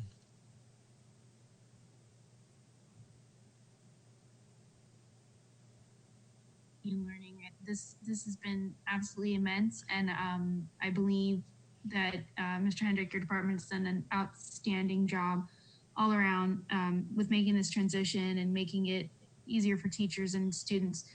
I have my hand raised. Just a question, just for clarification. I know this is all new, and I'm reading what we have up on the screen now about what we may do in the future. So just for clarification, are we going to try to basically have classrooms be both virtual and in person, and then people choose? Like, how is that? I'm just confused on how that's going to work, or if it's going to be similar to what we're doing now. No, that's a great point, and I think their comment was made. I'd like to clarify on. There may be multiple avenues that we have to examine and perhaps plan for, but this plan and this tool that CDC provided us are the conditions to open school. And so we're moving forward with the conditions to open schools, fully open school in August. But what I think Dr. Corbett and others were saying, the what ifs, but what I'll be bringing back and the staff will be bringing back are whether we can meet the conditions to fully open schools. That doesn't negate the fact that we do have virtual education in our district. We do have the avenue for students to opt out of and go into a Pinnell's virtual environment. It's a different environment. It's not made for everybody. But we also should prepare in the same conversation that there might be an increase in the number of parents who say, you know what, until a certain period of time, I'm going to enroll my student virtually. And so we need to be prepared for that. And that's what I think was being alluded to. But we're planning, and this plan is meant to prepare us to fully go back to school in August. As we get closer to August, which is, you know, just under 3 months away, it seems like we've been dealing with COVID-19 for well over 3 months, but it hasn't been. It's been about 2. What the medical field and what the pandemic tells us is to what degree can we ease social distancing, and what degree we can ease some of these conditions, and to what degree we can fully implement a back to school based on what protective devices.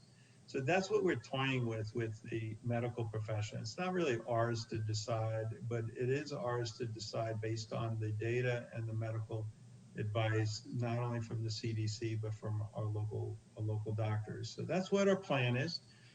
As we move towards June and July and nearing the end of July, we're going to come back and say, we are on board to do this, and we have these backup plans, or we've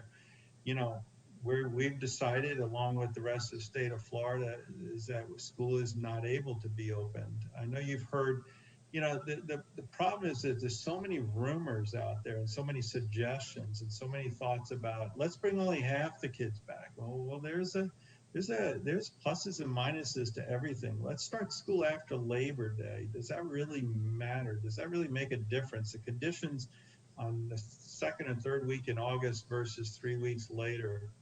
And we floated that to some of the doctors and said, if the conditions are the same in August as in September, you're not really doing anything. But if it makes people feel better, you can wait. So there's so many of these possibilities being floated out there that we just need to sift through it. That's why I wanted to create this very transparent tool that this is what we're doing. But let me make it clear to this board.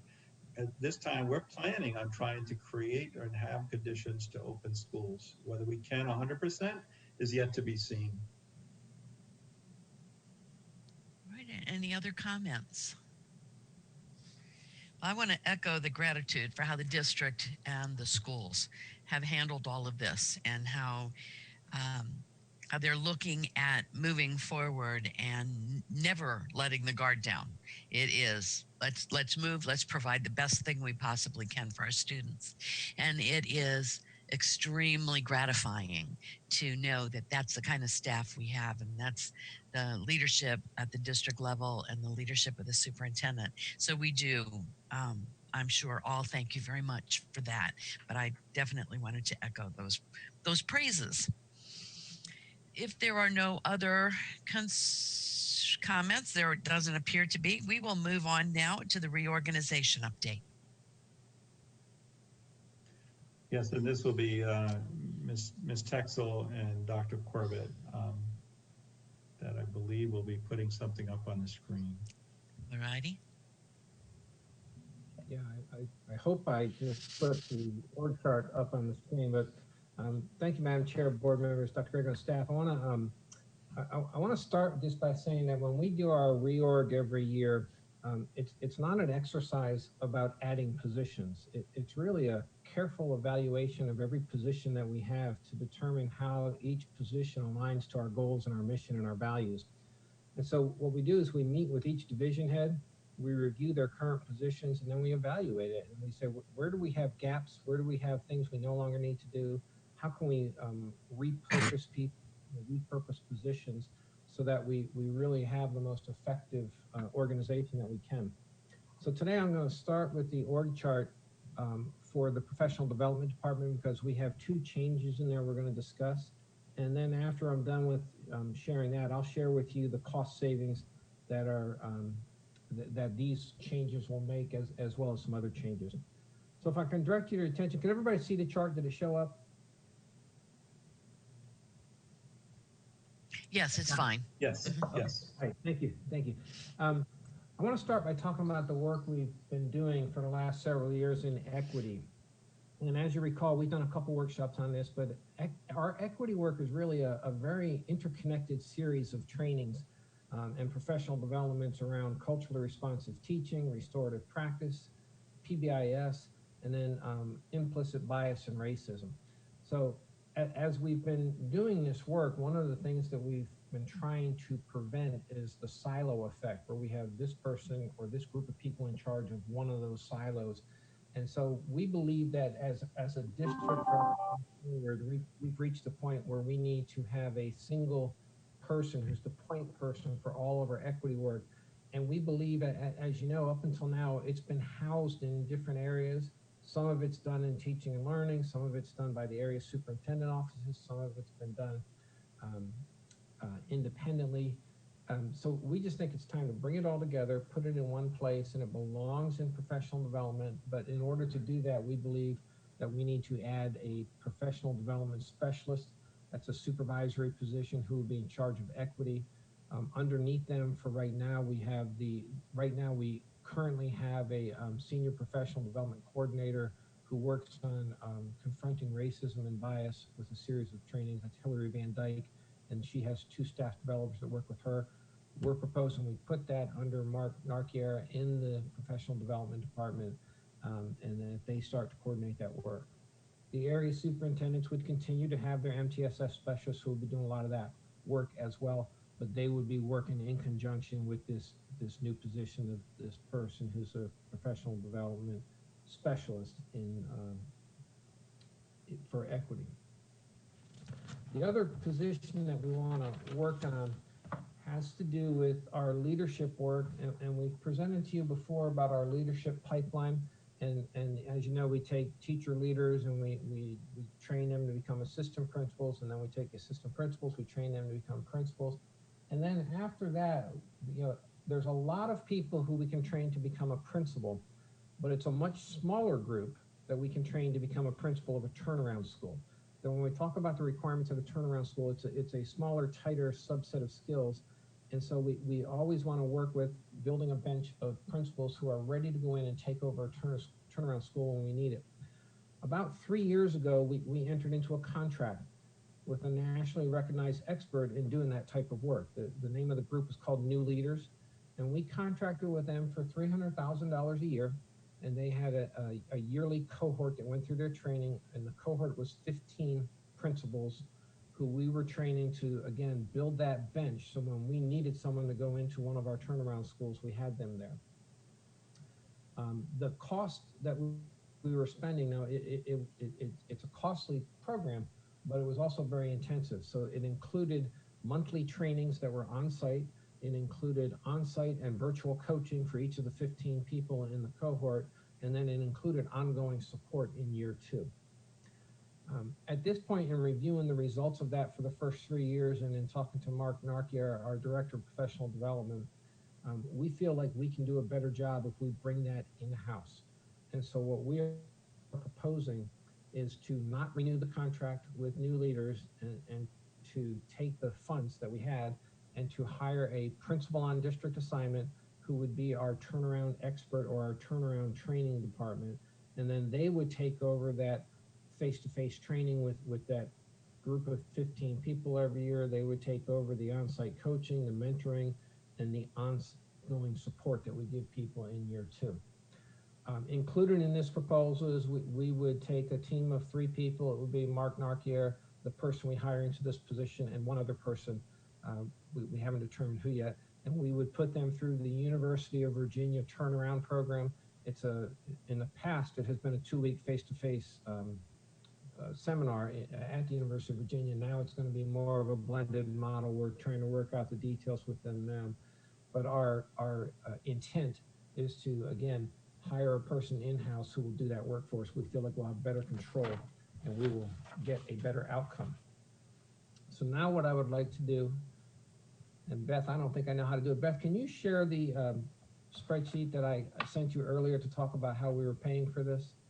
Can I say something before you do that to the board, just to add something, because I think even though it's bracketed turnaround, I want the board to know that we started this work several years ago, specifically gearing and heading towards some turnaround schools that we've been very successful at doing just that, turning around. But we also see the skill set of a lot of the new leaders programs to be extremely beneficial in Title I schools. And so I don't want the board to say that or to think, and I certainly am not.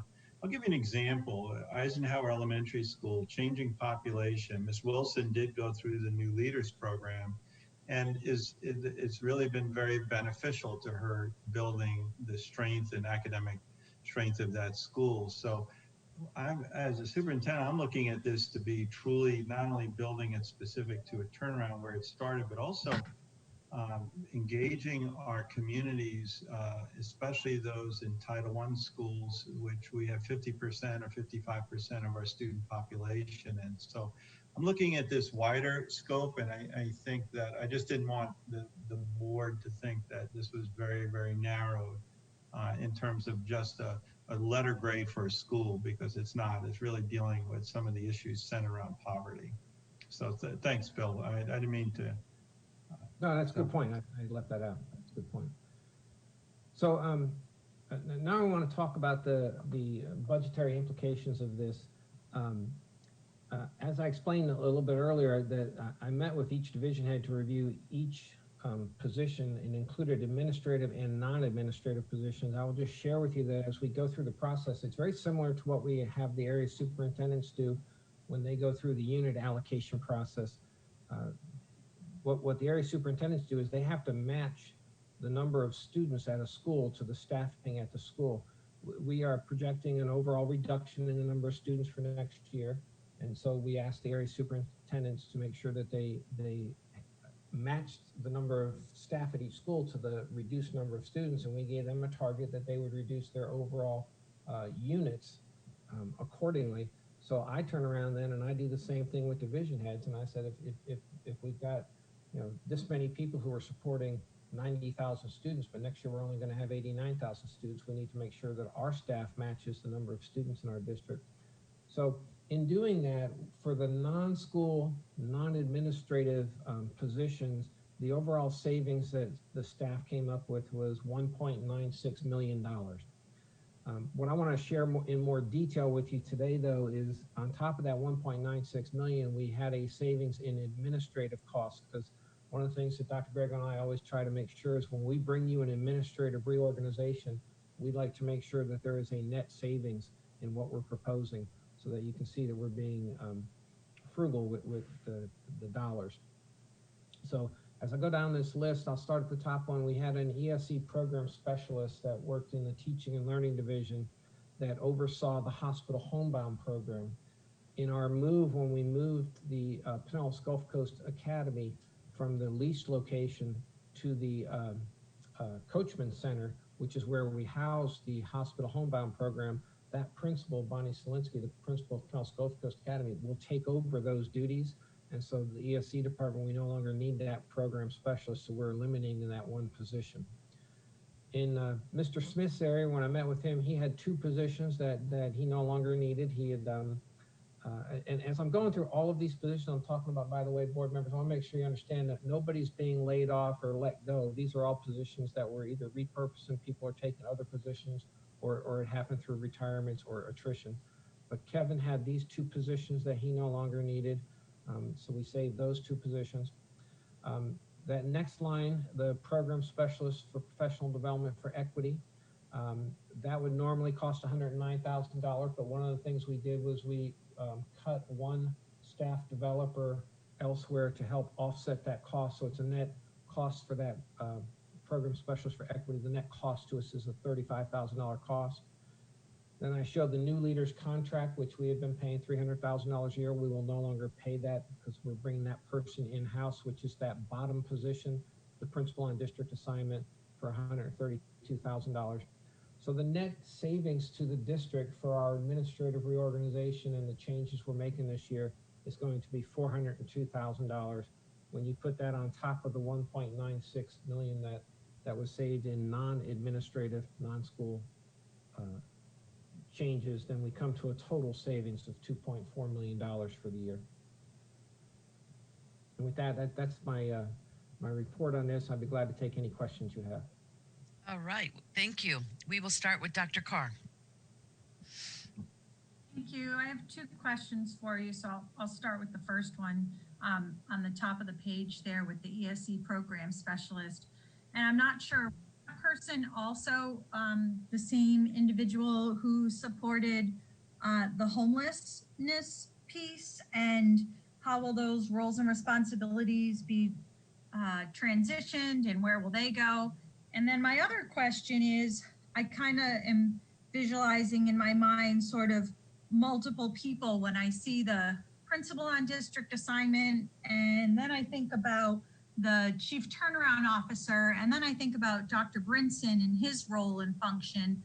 And when I look at them in a Venn diagram, really, if you can imagine that, where, you know, each of them is a circle and they have a lot of overlap, I just want to make sure that there's clear roles and responsibilities for each of those three individuals. And then I think the chief turnaround officer also has another individual that works under them, and perhaps even a team, which might include coaches. So how all of those, and I know it's always a challenge between how do we support professional development, teaching and learning, and then the professional development that's housed in human resources. But specifically for turnaround, then you have also the turnaround office. So my concern, I see where you have a cost analysis here, but also in terms of function and clarity of role, so that the individuals on the ground in those turnaround schools are clear on who's giving what direction, who's focusing on which pieces.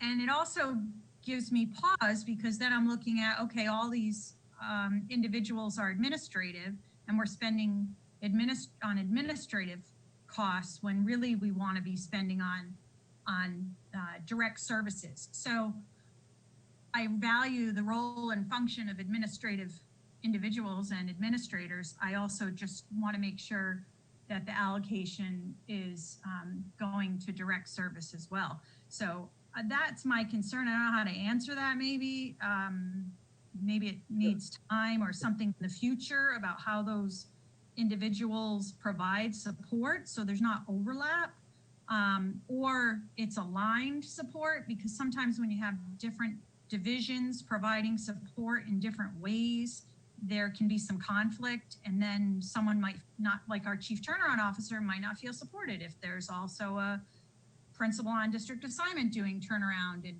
who do they report to? And so sometimes there can be a lot of conflict there that needs to get ironed out. So we have a new person coming into that role, and I want to make sure that they have that clear role, function, duty for this other new position that you're proposing, along with roles and duties of Dr. Brinson's office. So that's my concern. We've had some turnover already in that position, and we don't want to continue to have turnover for any kind of lack of support issues. So let me because I think it's an easy one to answer. First of all, the homeless one, I think that's more the HEAT team. I think you're referring to, correct? The answer to that question is no. This is not the position that was over the homeless. Right. Okay. Thank you.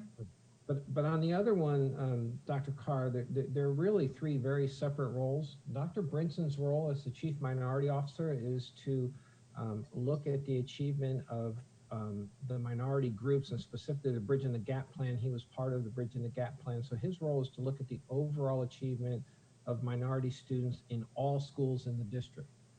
The chief of the transformation zone, their job is to take the schools that are mostly DNF schools and then low C schools, and to really bring about the resources and the strategies to bear on those schools to get them to C or better and keep them to C or better. And so they're like almost like an area superintendent now. They're the principal supervisor, but their role is to really turn those schools around and correct whatever we need to correct at that small subset of schools versus Dr. Brinson, who's looking at the entire district. The role of this principal on district assignment is to take over the role that we were paying an outside group to do, which is to train our principals to be better able to take on the turnaround work. And as Dr. Grego mentioned, to also take on some of our Title I schools.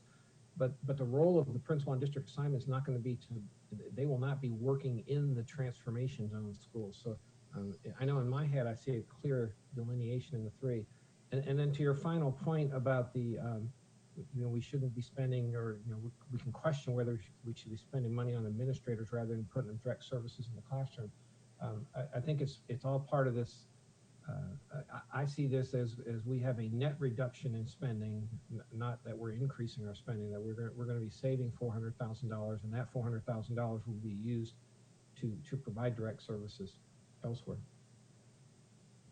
The doctor, if I could add, Madam Chair, Yes. I think it would be good for us at this time, as we're bringing in a new Chief Transformation Officer, to delineate those positions, because like Dr. Brinson's position really came out of the court case in the Bridging the Gap plan. It was negotiated with CoQuebs, and they were part of that hiring, and I mean, it was really a distinct thing to take a look specifically of the academic achievement of African-American students in Tarpon Springs and others.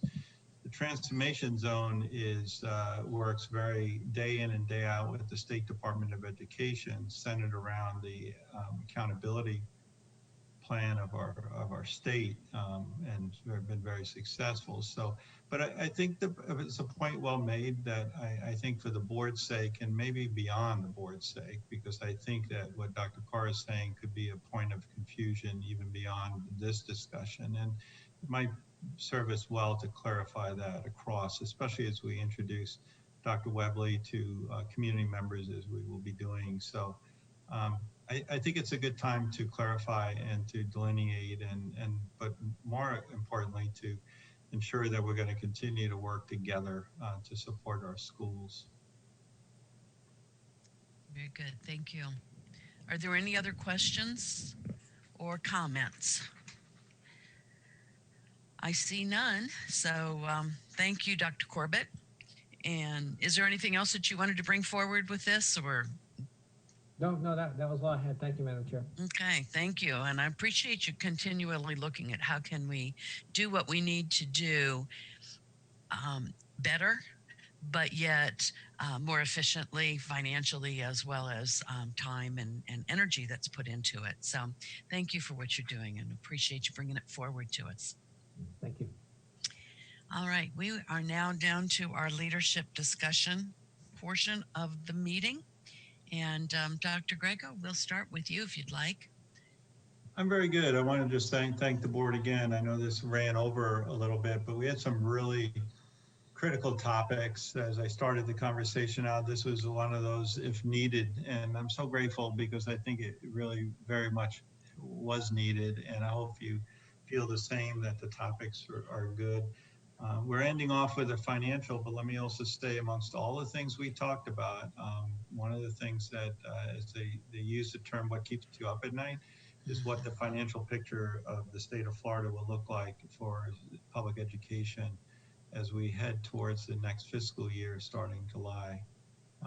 It is, and we're going to be having to take a look at how to operate our school district, but also to do it on every cost-saving measure we can. So I appreciate the support of the board and staff. We're balancing a lot of things, but we will continue to stay strong and to succeed. So thank you to the board members.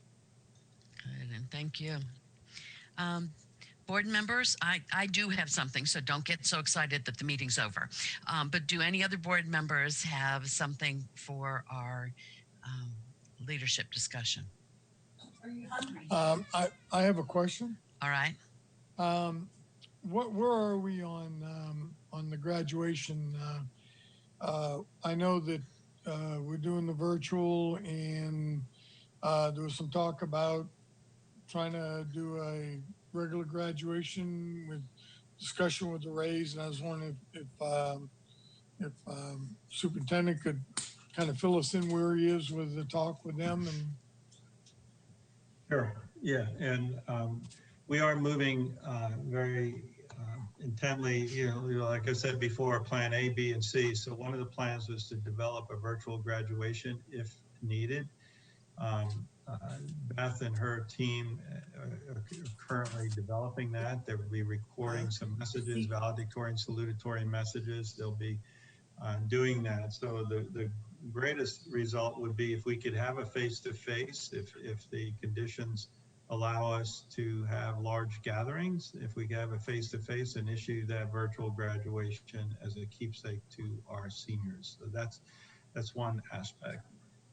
Tampa Bay Rays, as MLB is looking at baseball, hasn't fully organized to see whether Tropicana Field is open or not. I know Lori Matway has been in touch with the Rays this week, and that has not been fully decided of how they're going to do it, if Tropicana Field is even going to be used as a home field, if it's only going to be used as a home field of the Rays, or for all of a certain region of baseball, not to get too involved with baseball discussions. So we have that variable out there that we really don't have control of, and that is the venue for graduations.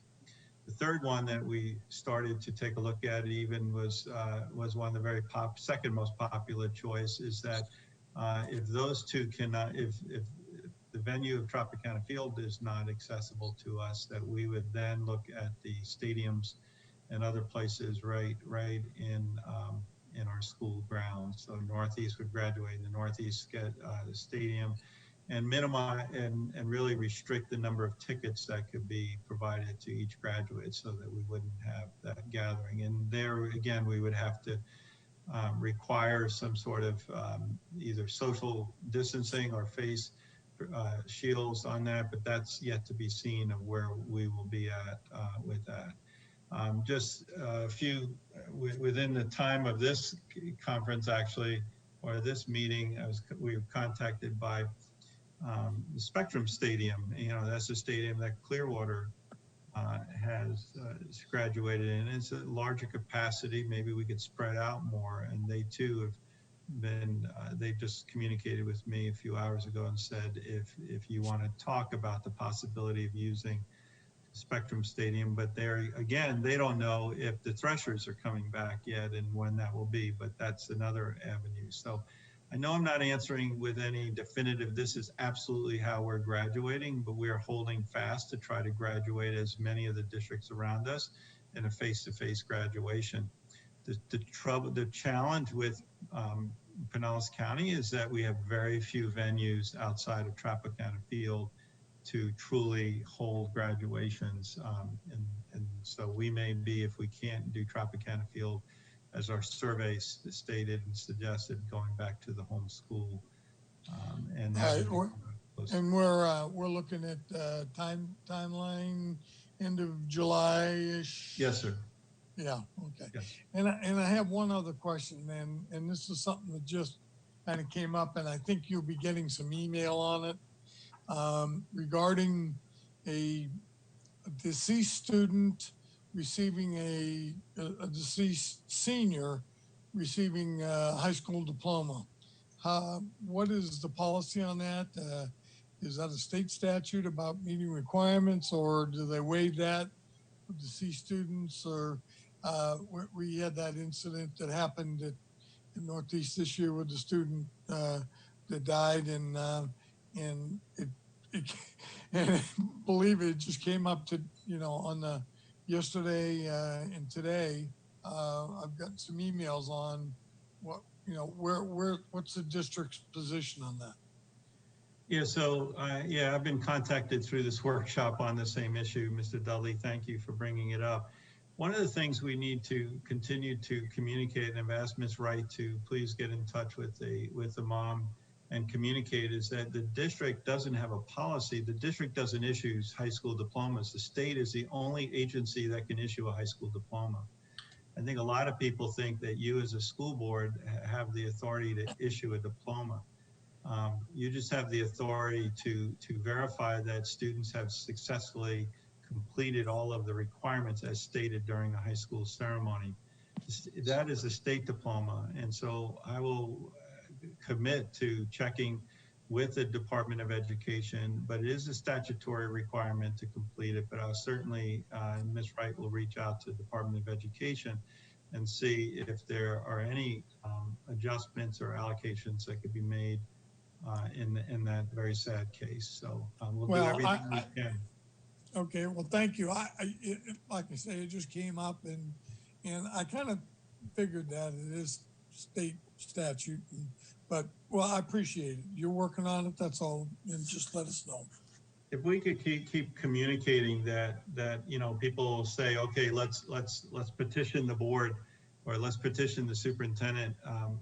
We don't issue the diploma. You could. Yeah, I got it. Yeah. So it's almost like, where do we go? But we will work with that family and do everything humanly possible. If there's a way, we'll find it. Sounds good. Thank you. Thank you. Dr. Carr? Yeah, I want to piggyback on Mr. Dudley, and thank you for responding to that and asking that question, Mr. Dudley, and thank you, Dr. Grego, for responding to it. Can that be communicated uniformly to schools and in some sort of messaging to parents and families? Graduation was supposed to be this weekend and this week.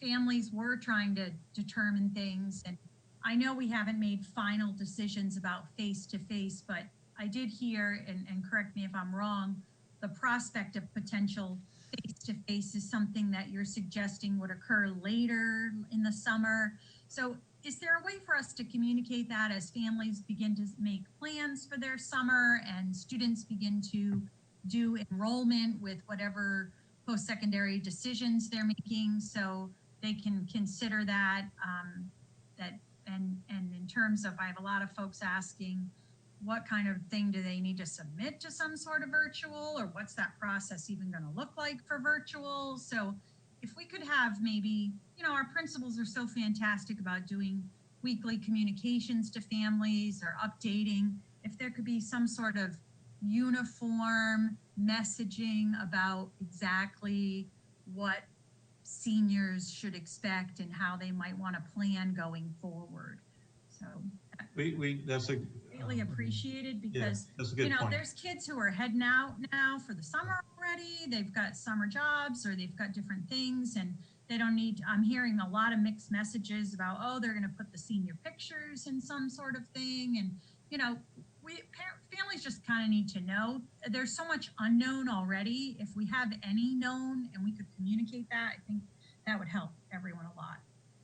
We could do an update on the senior graduations and try to find out. It's going to come down to the ability to gather in large groups, and it's going to, and the timing of that. But we've also and also the ability to exercise the use of the venue of Tropicana Field. But I think it's a good point. Let us give an update. It's been a few weeks that we've done that, and we can do it through the principals.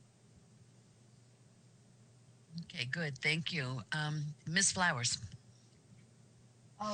Thank you, Dr. Carr. That was a really good suggestion, because a lot of parents they understand what we're up against, but they are just trying to see if the district is thinking about something down the road. So that was a very good suggestion, Dr. Carr, about sharing, overall, so that all parents and families are getting the same information. So thank you for that.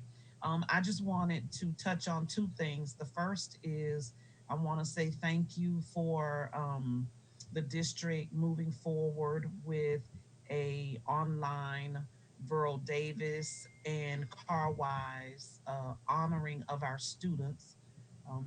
Miss Moselle Davis was very excited when I called her to see if she would record a message, a personal message. I loved both events, and I know that the students and their family members and staff, the principals, they all love both events, all of our events, actually recognizing our scholars. But I just wanted to thank the district for putting that together as well and allowing us to do a a little message that the scholars would be able to see. So thank you for that. And then thank you too for all of the graduates as I drive around town just to kind of get out of the house. I'm seeing signs in yards of high schoolers and the various schools that they're from. Some of the houses, the front are decorated and whatnot. And I'm seeing things on Facebook with the scholars with their photos and talking about what school they'll be going to digitally until we figure something out, until the state figures something out. So that's been really nice, at least to see that they are participating in some kind of way of being honored for their graduating year, their senior year. And the last thing that I want to share is that I did get I got a couple of Facebook message posts and other communications about Marquise and his mom. And I did reach out to her. But unfortunately, when she made her post, and you know, she just was hurting, just hurting. But when she made her post, it gave the impression to people in the community that the district was not was choosing not to give him a high school diploma. So I did explain that it is a state statute for certain requirements to be met, and that yes, he had a 4.0 GPA at the time of his very unfortunate and untimely passing, and that no one is trying to take away the fact that he provided the ultimate gift in the end by his organs being donated to individuals. And so none of that is being taken away from that heroic move that his mom made. But I've also been explaining to them that unfortunately we don't have the ability to just give her a high school diploma, just like what Dr. Grego said. So I know that I've communicated that to the community that have kind of started the move to blow up the phone lines for the superintendent and for Pat Wright, the area superintendent, to blow up their phones and, you know, make them give them a diploma. I've tried to provide the correct information. Most individuals are receptive. They understand. Of course, others, you know, are not. And so I just wanted to share that with you guys, that I have been in communication and just, you know, making sure that I'm trying to explain exactly what our processes are, and that it's not a call that the district gets to make, and that he certainly could be provided with a certificate that acknowledges the fact that he's attended Pinellas County schools and whatnot, but it could not be a high school diploma because he didn't complete those standards, unless, you know, Corcoran put something forward that had to be changed by state statute. And again, that's a legislative act. That's not even something that he could do individually as the Secretary of Education. It would have to be something that would become a legislative act. So I just wanted to share that for anyone who may be interested. My heart just went out to her because you know, you could hear it in her voice. And of course, she misses her son. And he was a fabulous student. He was a good person. And what happened, you know, no one could have ever known or imagined that that was going to happen to him. But unfortunately, we just don't have the ability to do what it is that she's asking. So I just wanted to share that. Thank you. Thank you, Ms. Flowers. And during this conversation and during our work, Ms. Wright asked her to reach out to the parent, to the mom, and she has, and also Mr. Hernandez has, and explained to her very similar to what you just stated. So we're going to develop some sort of honorary type of diploma and do an in-house. Dr. Vasquez is going to work with the family too. And we're also going to check with the Department of Education and see, but thank you for that recap. And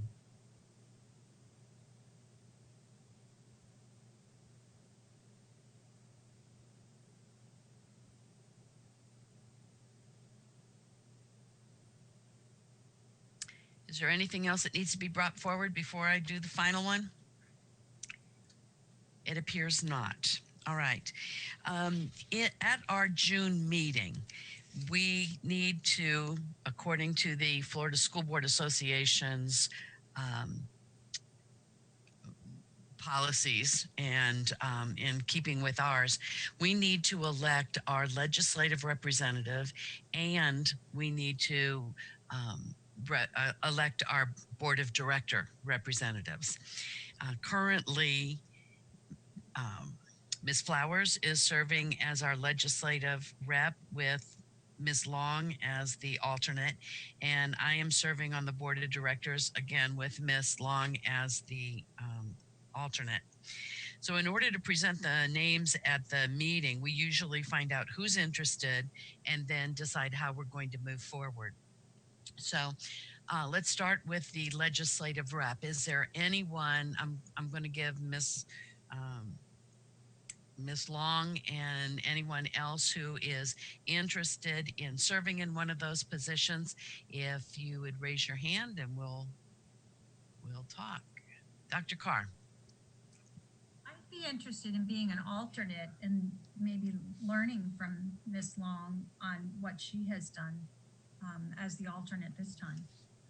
Okay. And that's kind of insinuating that maybe Miss Long might want to be the representative. So let's find out from her. I have my hand up, and yes, I would like to be. Okay. So Miss Long has mentioned that she would like to serve as our legislative rep and Dr. Carr as the alternate. Is there anybody else interested in that position?